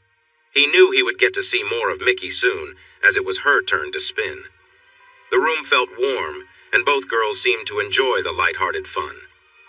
Chris felt comfortable as he watched them, glad to be a part of the moment. The group gathered around, playing a casual game with lighthearted energy. The bottle spun on the table, creating playful moments and laughter as they interacted. Each spin resulted in fun exchanges of glances and teasing gestures, keeping the atmosphere light and carefree. Chris leaned over to kiss the person the bottle landed on, which added to the fun, while everyone playfully joined in the game. Nikki, full of energy, cheered when she was the only one still dressed, teasing the others. The laughter continued to fill the room as they shared jokes and enjoyed the moment. As the evening wore on, Chris suggested coffee, noticing it was getting late. His comment brought more laughter as the group continued to joke with one another, with Nikki and Mickey exchanging humorous whispers. The playful mood remained as they teased and laughed, engaging in harmless fun. But eventually, they began to wind down for the evening. Chris set about making coffee, trying to steer the conversation in a lighter direction, while the others continued their banter. The night ended with everyone still chuckling, their playful interactions leaving them with fond memories of the evening. The coffee was a welcome break, and the group settled into a calmer, more relaxed atmosphere as the night came to a close. The last drops fell onto Chris's thigh. Stop it, Mickey laughed at Nikki. Let me help you, Nikki said, kneeling down and gently cleaning Chris's mess from Mickey's skin. She cleaned her friend and then gave her a soft kiss. The two friends hugged tightly, leaning into each other. Mickey held Nikki's arm and brought her hand down gently. Keep going, she encouraged Nikki. Yeah, me too, Nikki replied, guiding Mickey's hand closer. Chris watched with interest as his fiancée shared a moment with another woman. I really like this, Mickey breathed and pulled Nikki closer to the couch. She lay back, drawing Nikki onto her. The two hugged and kissed as they relaxed on the small couch. Have you done this before? Mickey asked, catching her breath. Yes, Nikki giggled and shifted a bit, bringing her face closer to Mickey's. Oh, wow, Mickey exclaimed, as she felt something wonderful wash over her. That feels great, Nikki yelled as Mickey playfully engaged. Wait, we can't leave Chris all alone, Nikki said and got up. Come on, let's get ready. Nikki moved to the bed and waited for her friend. Me too, Mickey said, joining her. Chris smiled as he moved closer to Mickey. Nikki leaned forward to share a kiss with Chris, enjoying the moment with both of them. That's nice, she murmured as they shared a kiss. Hey, what are you doing here? Fred smiled as Nicole honked her horn at him. You said your car was in the shop, she replied. I didn't want you walking home in the dark. It's not safe. You didn't have to do this, he said, getting into the passenger seat. I didn't? Nicole asked. Then she paused. Oh, all right, get out. Come on, he laughed, taking off his cap. She smiled as she teased him about his hair. What? He questioned. Where am I going? Nicole asked. Oh, just go down Ambassador Caffrey and turn right. I have a place nearby, Fred said. Zach rolled his eyes as he got into his car and turned up some old metal music for his ride home. Fred felt pleased to be getting a ride with Nicole.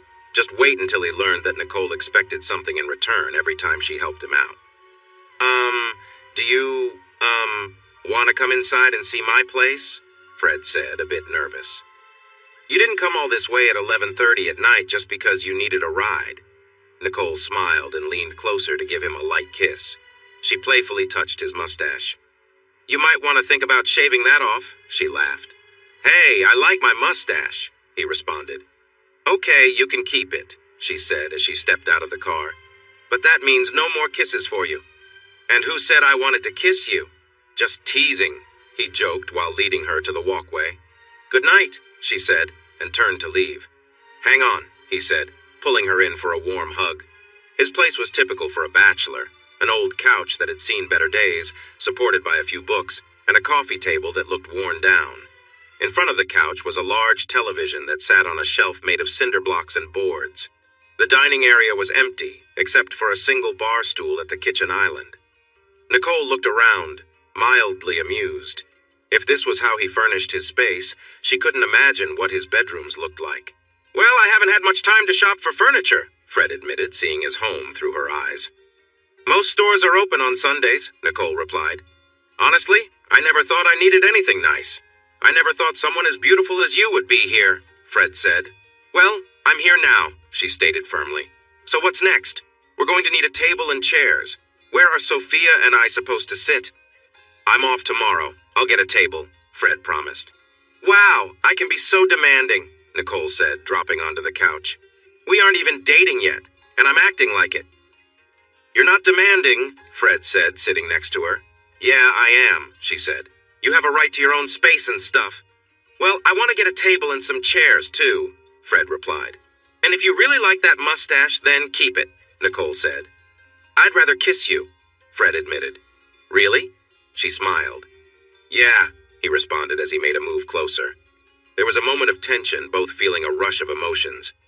Listen, I need to be honest with you, she said, pausing as she prepared for an important revelation. Yeah, he whispered, leaning in closer.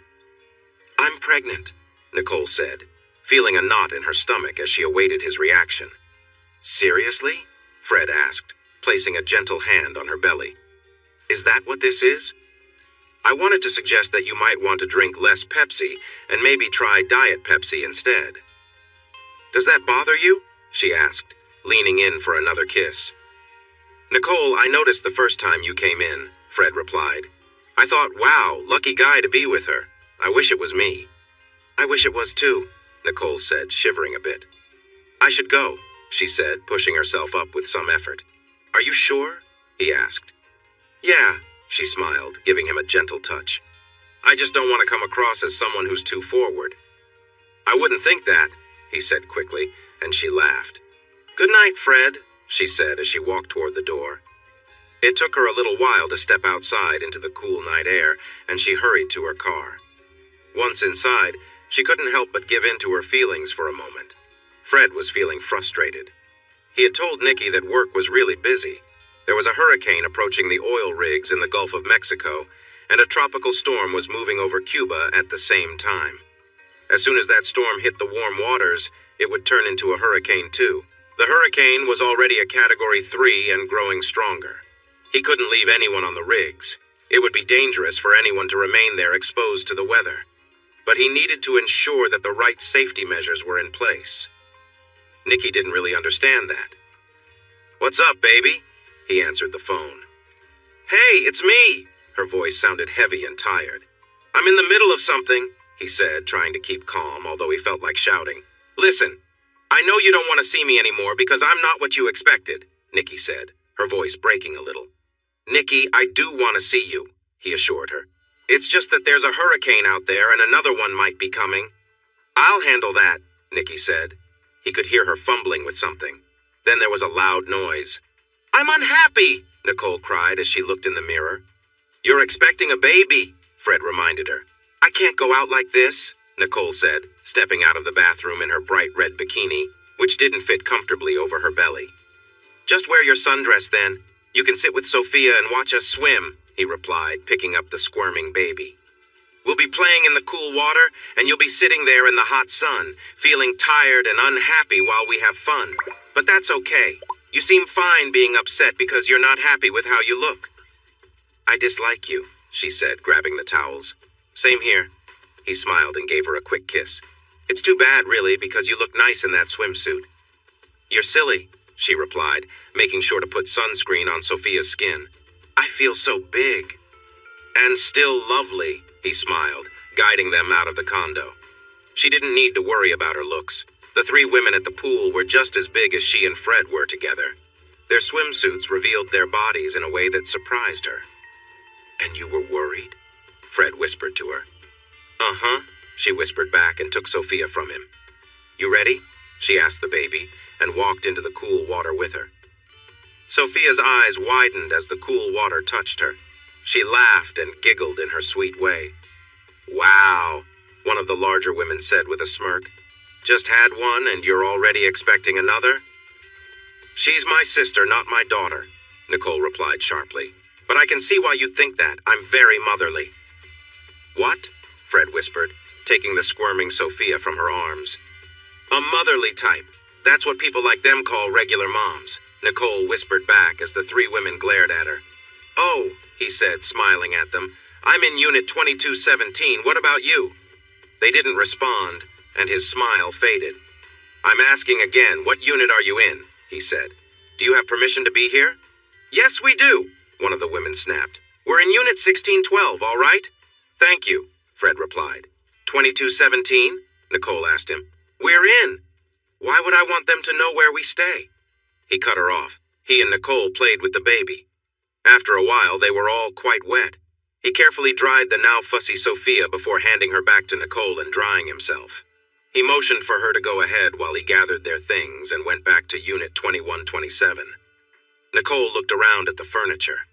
He had asked her favorite color, and now the apartment was filled with red.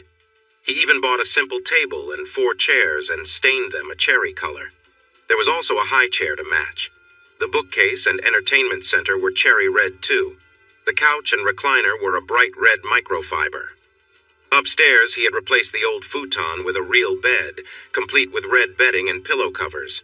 He came in and set down their bag by the door. She turned and looked at him. He had shaved off that scratchy, silly mustache for her the night she drove him home from work. I love you. I'm so in love with you, she said, and kissed him with all her heart. Wow, he said when she finally pulled away. I love you too. He wasn't the most handsome man she had ever met. His thinning brown hair and dull brown eyes were pretty ordinary. His skin had some scars from acne, and his nose was a bit big. But he was a good man, a caring man. If she wore high heels, she could be taller than him, and he was starting to show a little bit of extra weight on his skinny frame. But he always tried to make her happy. When he talked about the condo, he called it ours, not mine. He said it was where we live, not where I live. She didn't pay any bills, didn't help with the household expenses at all, and still lived in a 2-bedroom apartment with her mother. But he called it ours. He even gave her a key to the condo. Sometimes, when she knew he was busy with work, she would go there and cook dinner for them. She looked into his kind eyes and made a choice. I'm tired of this, she said. I want us to be together all the time, okay? Are you serious? He asked, surprised. Are you sure? Fred, you don't want me? She asked, feeling a bit scared. Maybe he just liked having her around for fun and said he loved her but didn't truly mean it. Are you kidding? He said. I hate it when you leave, when you and Sophia go back home and I'm here all alone. She was supposed to be taking this medication the doctor gave her, Harold said quietly, sounding empty. She didn't like it, said it made her gain weight. If Chris hadn't been so sad, he might have laughed. It wasn't the medicine that made Nikki gain weight, it was her choices. Mickey came over and hugged Chris tightly, crying loudly. He felt bad as he held her. He still remembered the moments they all shared just a week ago. Nikki's words about not wanting to see her because she was different hurt his heart. She thought he was avoiding her because of what she and Mickey had done together, not because of the storms outside. His heart sank a bit more. Why did this happen? He thought as he looked at her father. She could have taken her medicine. Come on, he thought as Mickey leaned against him. He had been saying a prayer for his fiancée when Mickey approached him. After she walked away to chat with some of Nicky's friends, he tried to continue with his prayers. A minute later, he realized he couldn't focus. He sighed, put the prayer beads back into their pouch, and then into his coat pocket. "Hey, how are you?" Sweet William asked quietly as he sat down next to Chris. "This is all pointless," Chris said, speaking loudly. "I get that," Sweet William replied. "You know, we were supposed to get married in this church," Chris said with a hint of anger. "Really?" the large man replied, looking around. "It is a nice place for a wedding." "Too late for that now," Chris said. "I know you're hurting," Sweet William said, his voice low but strong. "But it's not you in that box. You're still alive." "I'm not so sure about that, Sweet William," Chris said. "I just don't know." Anne-Marie glared at Nicole. Sophia's ears were sunburned, and she had some new freckles from being outside so much. Anne-Marie wasn't really angry at Nicole. She was feeling envious. She worked hard every day for not much pay, and even then she often needed extra cash from her dad. Meanwhile, Nicole was raising her child and seemed to have fun while Anne-Marie had to work. "That's being an adult," Harriet said when Anne-Marie complained. "You work while others enjoy themselves. Remember how many years you just had fun while what was his name, Carl? Worked hard?" "Chris," Anne-Marie corrected her. "His name was Chris, and you're right." "Of course I am," Harriet said and rushed to help with another order. Now Nicole was excitedly talking about moving in with Fred. Anne-Marie thought Fred was okay, but knew that Nicole liked him for who he was, not for his looks. But this meant Anne-Marie would need to spend more money on a babysitter or daycare for Sophia. "But his condo is easy to get to. Just come down Arasti Landry, take a left on Ambassador Caffrey, and it's right there. You can drop Sophia off before work or I can pick her up." Nicole kept chatting as she packed a box on her bed. If they let her move into a one-bedroom apartment, that could save her some money on rent and utilities, too. "Do you love him?" Anne-Marie asked suddenly. Yeah," Nicole said after thinking for a moment. "I mean, he doesn't make my heart race when I see him, but Mom, he makes me feel important. Everything he does it for me." "Let me tell you something," Anne-Marie said earnestly. "He does everything. Don't let that slip away, and don't ever give it up for someone who just makes you feel excited. Your dad, Chris, was the best thing ever, and look where that got me, chasing after Tom just because he stirred up my feelings." "Yeah," Nicole replied, rubbing her rounded belly. "You caught my moment of excitement, huh?" "Good, so you already know what I'm talking about," Anne-Marie said, giving Nicole an affectionate hug before leaving the girl's room. He looked around as he stood in line at the University of Louisiana at DeGard. There were only 3 people in line ahead of him to sign up for Mexican cooking, but the woman at the front was arguing loudly with the instructor, delaying everyone. Automobile maintenance, leather arts and crafts, organic gardening, learning guitar, and a few other booths were in the hallway, but there was no motorcycle maintenance booth, no April. "Hi," the woman said with a tired smile. He returned the smile and quickly signed up without asking questions. "We meet here, well, actually in the Science Building, Emily Hall," she said with a strong accent. "Classes are every Thursday night from 6:30 until 9. Is that okay?" "Sounds great." He smiled and wrote out a check for the tuition. "Who should I make this out to?" She told him the name, laughed at his face, then spelled it for him. "See you Thursday. Hope you're ready to eat." She smiled as he shrugged and walked out of the hall. "That is a nice bike," a man said as Chris swung his leg over it. "Thanks. It's a piece of American history, a 1949 Indian chief, all original parts." Chris smiled and started the engine. "I'd give anything to own one of those," the man said. "Nah, they don't cost that much," Chris replied with a grin. "I had to let go of my unfaithful wife and my difficult child." "Where do I sign up for that?" the man chuckled. "What are you so cheerful about?" Zach scoffed at Fred while the manager rushed around the store. "Because every day when I wake up and see my face in the mirror, it's not yours looking back," Fred replied, finishing up at the counter. Sure, you'd prefer my face over that ugly mug of yours, Zack jeered, ignoring the work that needed to be done. Right. Could you actually take some initiative and do something without me asking? Fred said while carrying sauce packets to the self-service area. Why would I do that? Zack replied. Because when performance reviews come around, I might remember it and consider giving you a raise, Fred said, smiling as an older couple entered the store. His smile grew as he watched the man and woman, both in their late 50s, looking at the menu. They were holding hands. The man whispered something to the woman, and she listened closely. He imagined himself and Nicole doing that in 30 years, holding hands. Then his smile wavered. The woman had no color in her eyes. She was blind. But his smile returned as they shared a quick kiss and approached the cash register. "Welcome to Taco Bell. May I take your order?" he asked happily. "Go ahead, dear. Tell him what you want," the man encouraged softly. "That's just strange," Zack murmured as he observed the couple. "Why?" Fred replied, a bit defensive. "What's so strange? I mean, she can't see and it gives me the creeps just looking at her," Zack said, shuddering a bit. "Honestly, it's a wonder someone hasn't put you out of your misery," Fred said with a grin as he walked around the dining area. "Thank you. Come again," he called out as they left. He chuckled when he saw the man jokingly pinch the woman, making her laugh and playfully swat his hand away before leaning against him. The man then helped her to the passenger side of the small car and hurried back to his side. "How are you, Mr. Dumas?" Cam Powell, his tenant in apartment 22, asked as Chris unlocked the door to apartment 1. She was a Vietnamese refugee, one of the boat people saved off the coast of San Francisco in 1982. She had seen the Viet Cong force her brother into the military, then witnessed them harm her father and laugh. She had hidden while soldiers hurt her mother and sister and left them behind. Then she had taken her younger sister, and they escaped from the hut, running through the fields to find safety. They stayed away from the roads, which were often full of enemy soldiers hiding in the thick bushes. They waited for silence or night to fall before moving south toward the American troops and safety. When they spotted the American soldiers practicing, they smiled and ran toward them, thankful for their help. Suddenly, there was a loud burst of gunfire, and her sister was hurt badly. The American soldiers quickly took down the machine gun nest, and one brave Marine ran into the open field to see if he could help the girls.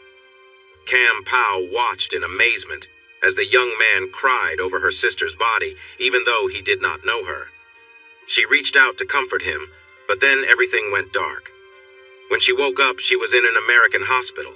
She thanked Buddha for saving her life. The doctors did their best, but they could not save her left leg and had to remove it above the knee.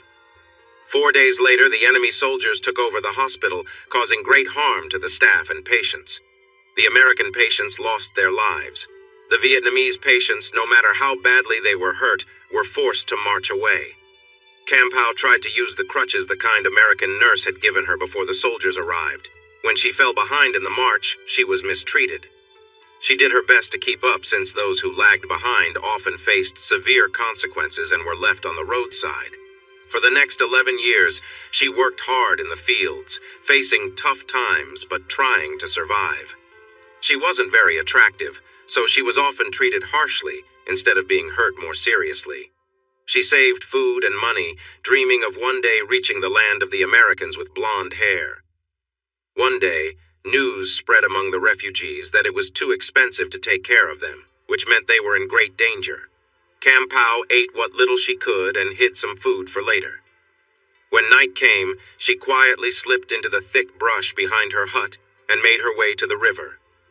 Her crutches had been stolen, so she fashioned a new one from bamboo, which was not easy to use but worked well enough. At night, she followed the river south, hiding during the day. With her food running out, she sought bugs and plants to eat while waiting for it to get dark. Moving through the muddy bank was slow, but she kept pushing forward. Eventually, she found a man with a boat who planned to take people to America. Eagerly, she gave him the little money she had and let him use her as he pleased. She felt worried when she saw how small the boat was. She was even more scared when she realized over 40 people were packed into the tiny space. "No refunds," the man shouted when others complained or expressed concerns. "Better to fight for my freedom than to be treated badly." Cam Pow thought to herself as she joined the struggling crowd on the boat. As the journey went on, she and a few others became very sick, and she hoped for her pain to end soon. Then the hatch opened, and she knew her hopes were answered. A blond man in a Coast Guard uniform looked down at the people on the boat. She got a prosthetic leg at a charity hospital and learned how to use it like it was her own. A man in Breaux Bridge, Louisiana heard about Cam Pow and her fellow travelers. He offered jobs to 6 of them at his crawfish processing plant. She accepted the job eagerly and was amazed at the good pay he offered. She found an apartment and lived there for 24 years. She rode her bike, no matter the weather, even when it snowed, but she never missed a day of work. "I'm good, Miss Pow. How are you today?" Chris smiled at the small woman. Her long black hair was starting to get some gray, but her face showed no signs of age. That was the extent of their conversation. She would greet him and then close herself in her apartment. Anne-Marie looked around the condominium and felt a twinge of jealousy. She was working hard every day, and all she could afford was her rundown apartment while Nicole stayed home all day, living in a nice 2-bedroom, 2-bathroom place. The furniture was a bit loud. It wasn't her style, but the table and chairs were okay, even if they had strange colors. But it still looked a lot better than the furniture she got from the discount store. "Okay, kiddo," Anne-Marie said to Sophia, pushing away another feeling of resentment. The child was reaching out to Nicole. "I'm working the late shift. I'll be back around 10 or 10:30 to get you." "Thanks, Mom. Have a great day." Nicole smiled brightly. "You too, baby," Anne-Marie said, and left with a final kiss for both daughters. "I don't think she likes me," Fred said quietly. "What? Why?" Nicole asked, taking a seat beside him on the sofa. Sophia made some sounds in her own way. The child was almost a year old and should have been speaking by now, at least saying mama or dada, but she just made little noises. "She never says hi or anything," Fred complained. "Fred, hold Sophia for a minute and face her away from me," Nicole said as she stood up. "Boo!" she shouted from behind Sophia. Fred jumped, startled. Sophia stayed still and did not respond. "What's going on?" Fred shouted at Nicole. Sophia seemed not to hear the loud noise Fred made. "I'm going to try again," Nicole said, tears starting to fall down her cheeks. She attempted to shout boo, but could only manage a soft sound. Fred looked at the little girl and felt tears welling up in his own eyes. "Sophia?" he asked gently. "Sweetheart, can you hear me? Can you hear Sissy?"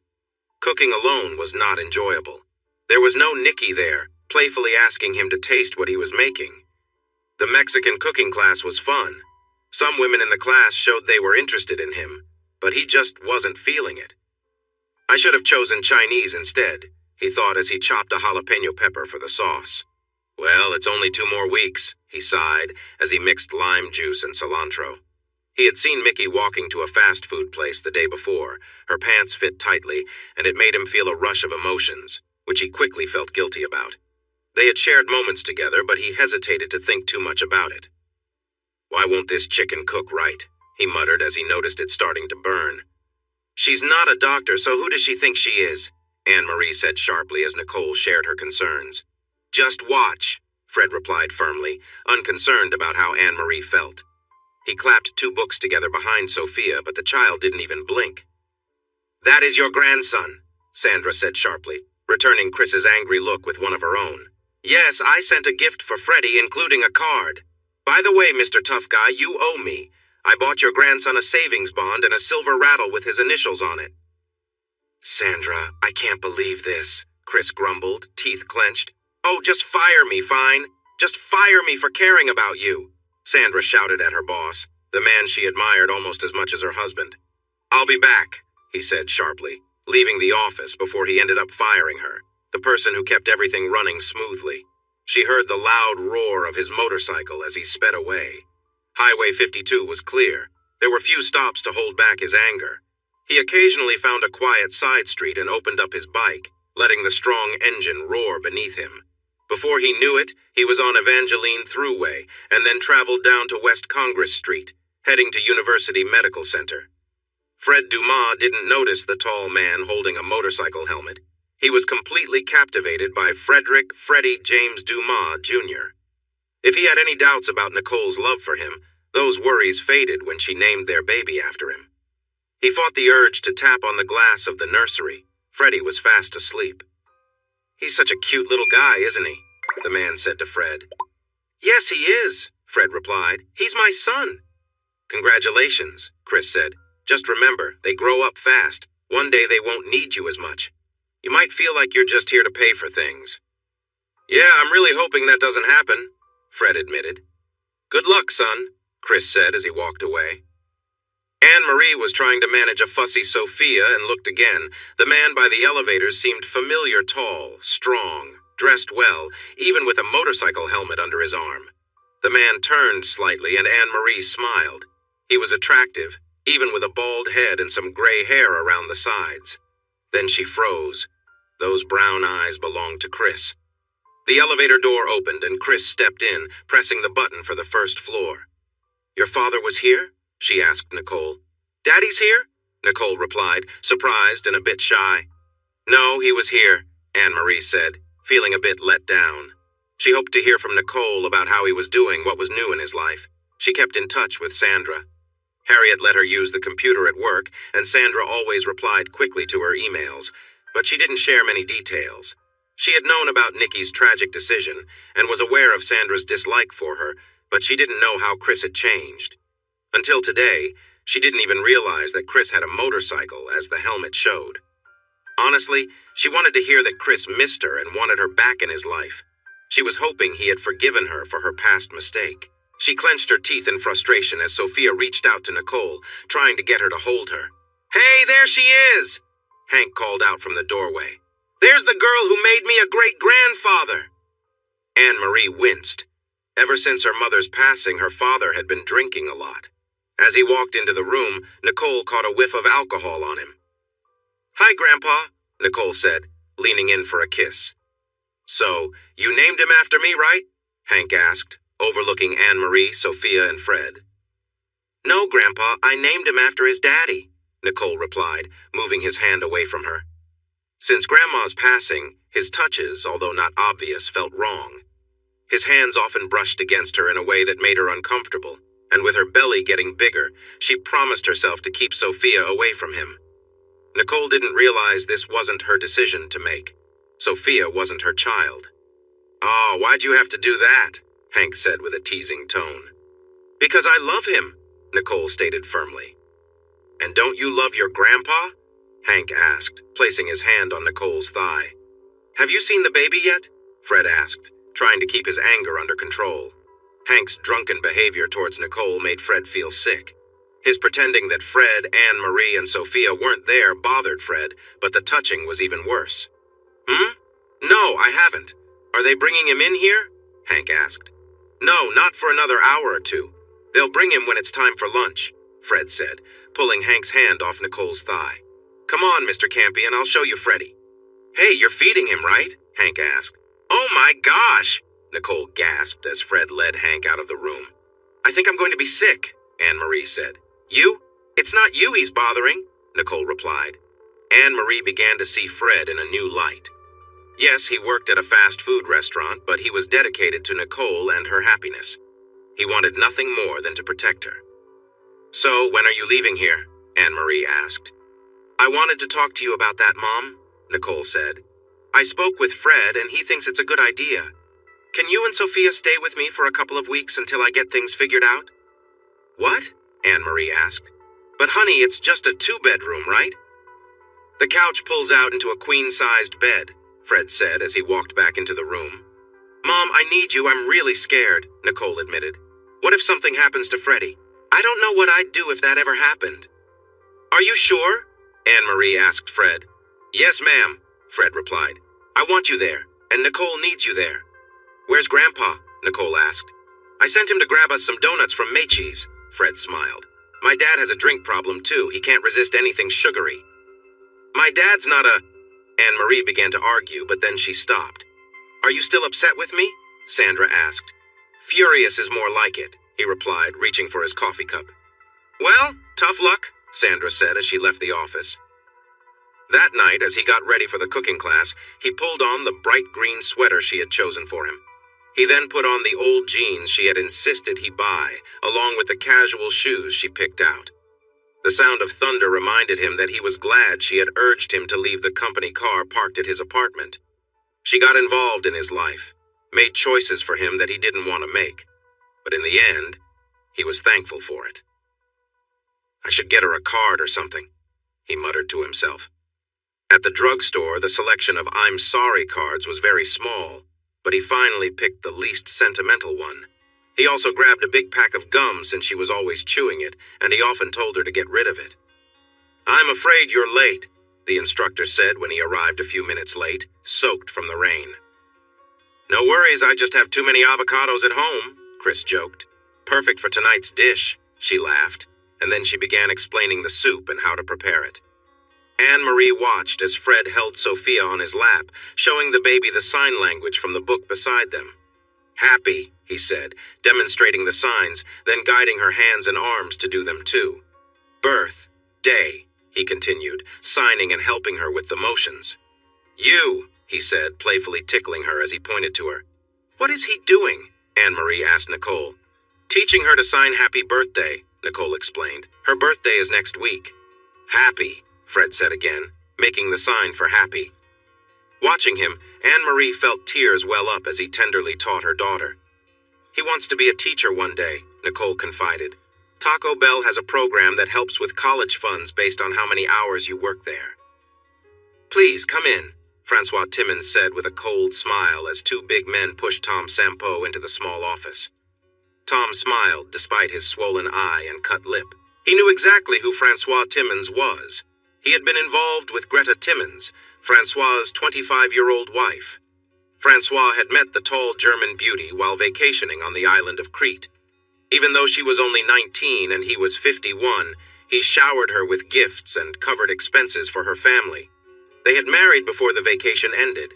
Every year, on the anniversary of their wedding, Francois flew his mother-in-law, father-in-law, and two brothers-in-law to Crete. He and Greta would meet them and enjoy a 2-week holiday together.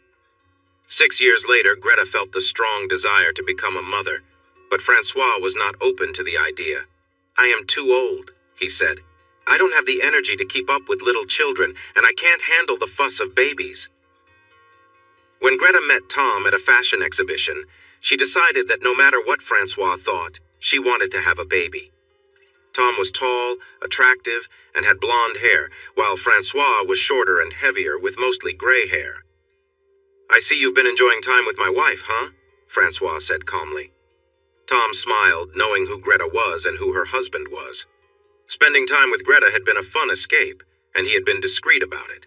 He planned to show Francois proof of their meetings, hoping to ask for 2 million euros to leave Greta alone, preserving some of Francois's pride. However, after some trouble from Francois's associates, the amount Tom sought had doubled. If Francois refused to pay, Tom thought it would be easy to expose him online. "It's unfortunate what happened to her, isn't it?"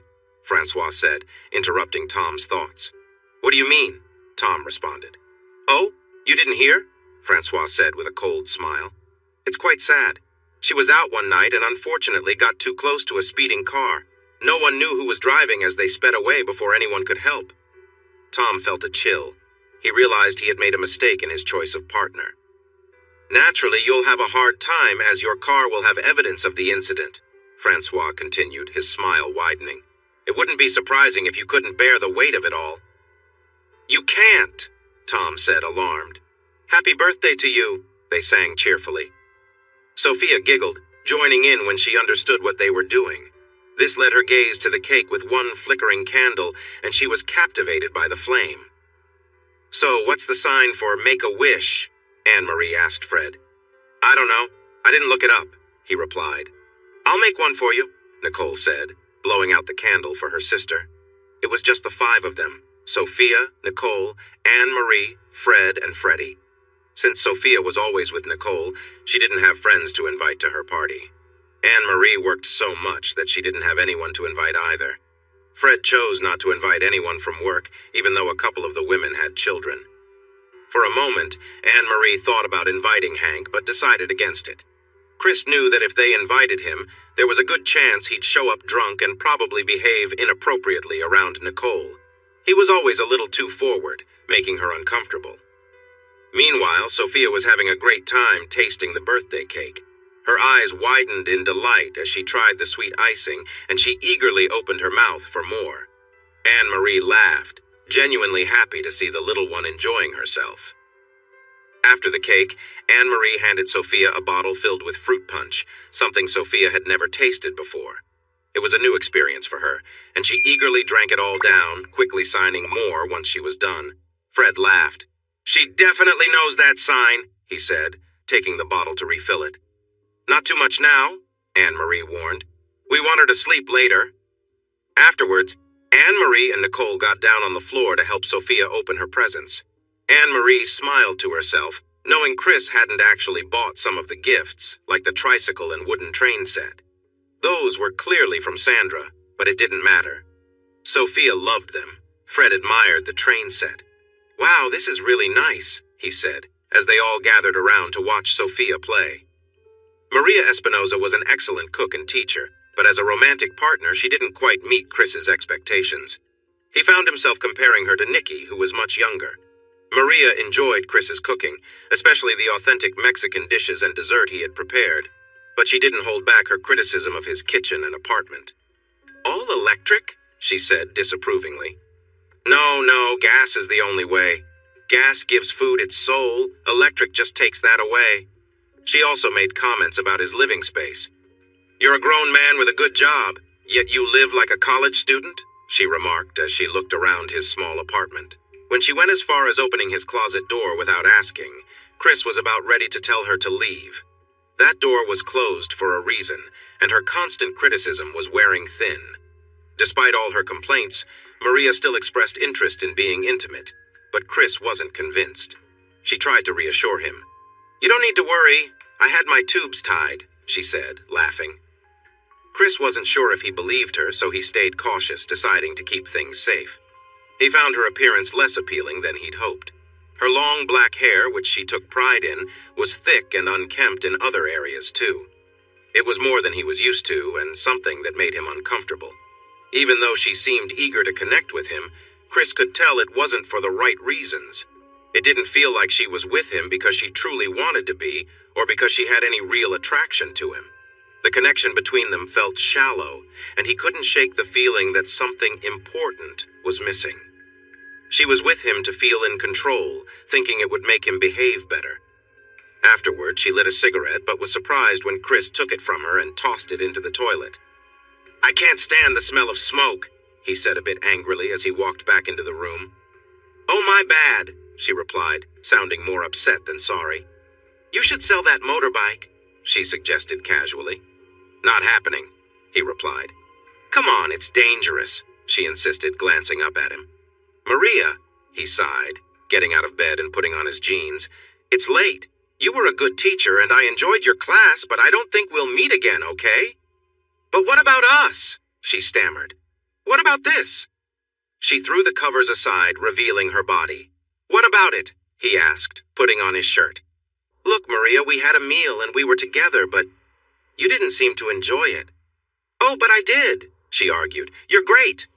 "Honey," he said with a tight smile, "I was in a long marriage. I know the difference between real enjoyment and just trying to get it over with." She had misjudged him. In class, he always seemed willing to listen. She thought he would be the same outside the classroom. He had done well in class, and she almost felt pleased at the thought of his efforts. As he moved closer, she entertained thoughts that were not as kind. But he was ending things, making it clear that this was a one-time deal. The doctor was telling her about a hearing problem. Mona Wahlberg explained that an implant would not help the baby at all. Poor Fred, Anne-Marie thought as she secured the baby in the car seat. He researched everything, found the doctor who specializes in these procedures, and even offered to use his college savings. Poor Sophia, Anne-Marie thought, glancing at the child in the mirror. She'll be like that for the rest of her life, completely unable to hear. She almost missed seeing the motorcycle, and the rider expressed his anger with a rude gesture. "Same to you," Anne-Marie thought as she watched the bike zoom by. Female drivers, Chris thought as he turned off Highway 19. The bike was stunning and easy to control. Most importantly, it didn't make him feel uncomfortable while riding. He loved his Indian chief for its power and even saw it as a piece of history, but he knew comfort wasn't part of its design. "What do you think?" George Farmer asked as Chris parked his bike at George's garage. "Nice and easy to ride," Chris smiled.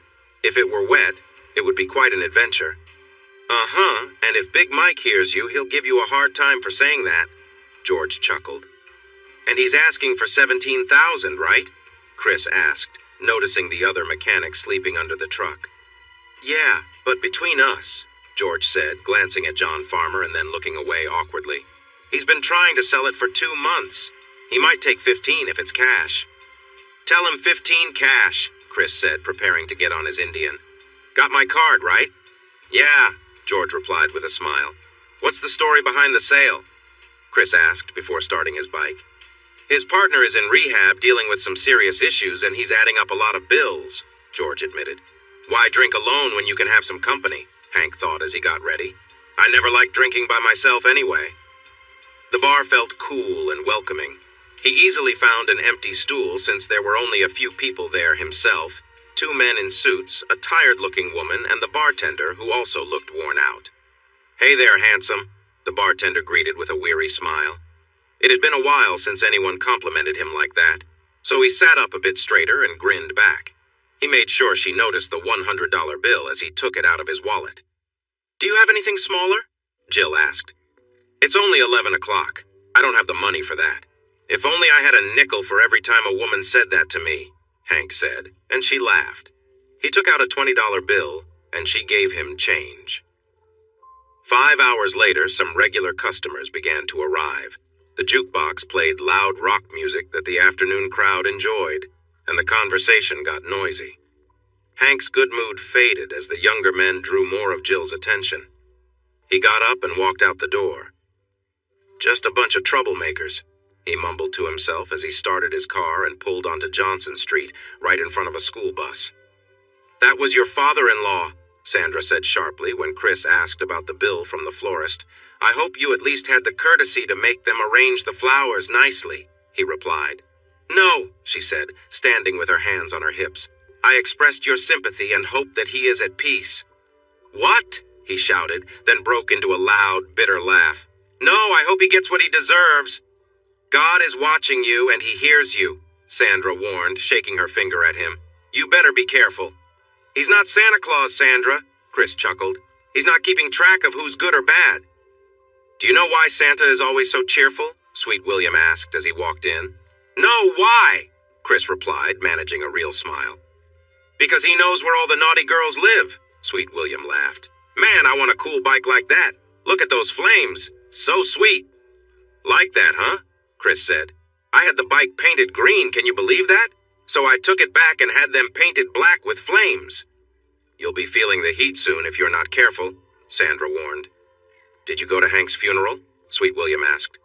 "No, but I might visit his grave," Chris replied. "I'll make sure to stay hydrated first."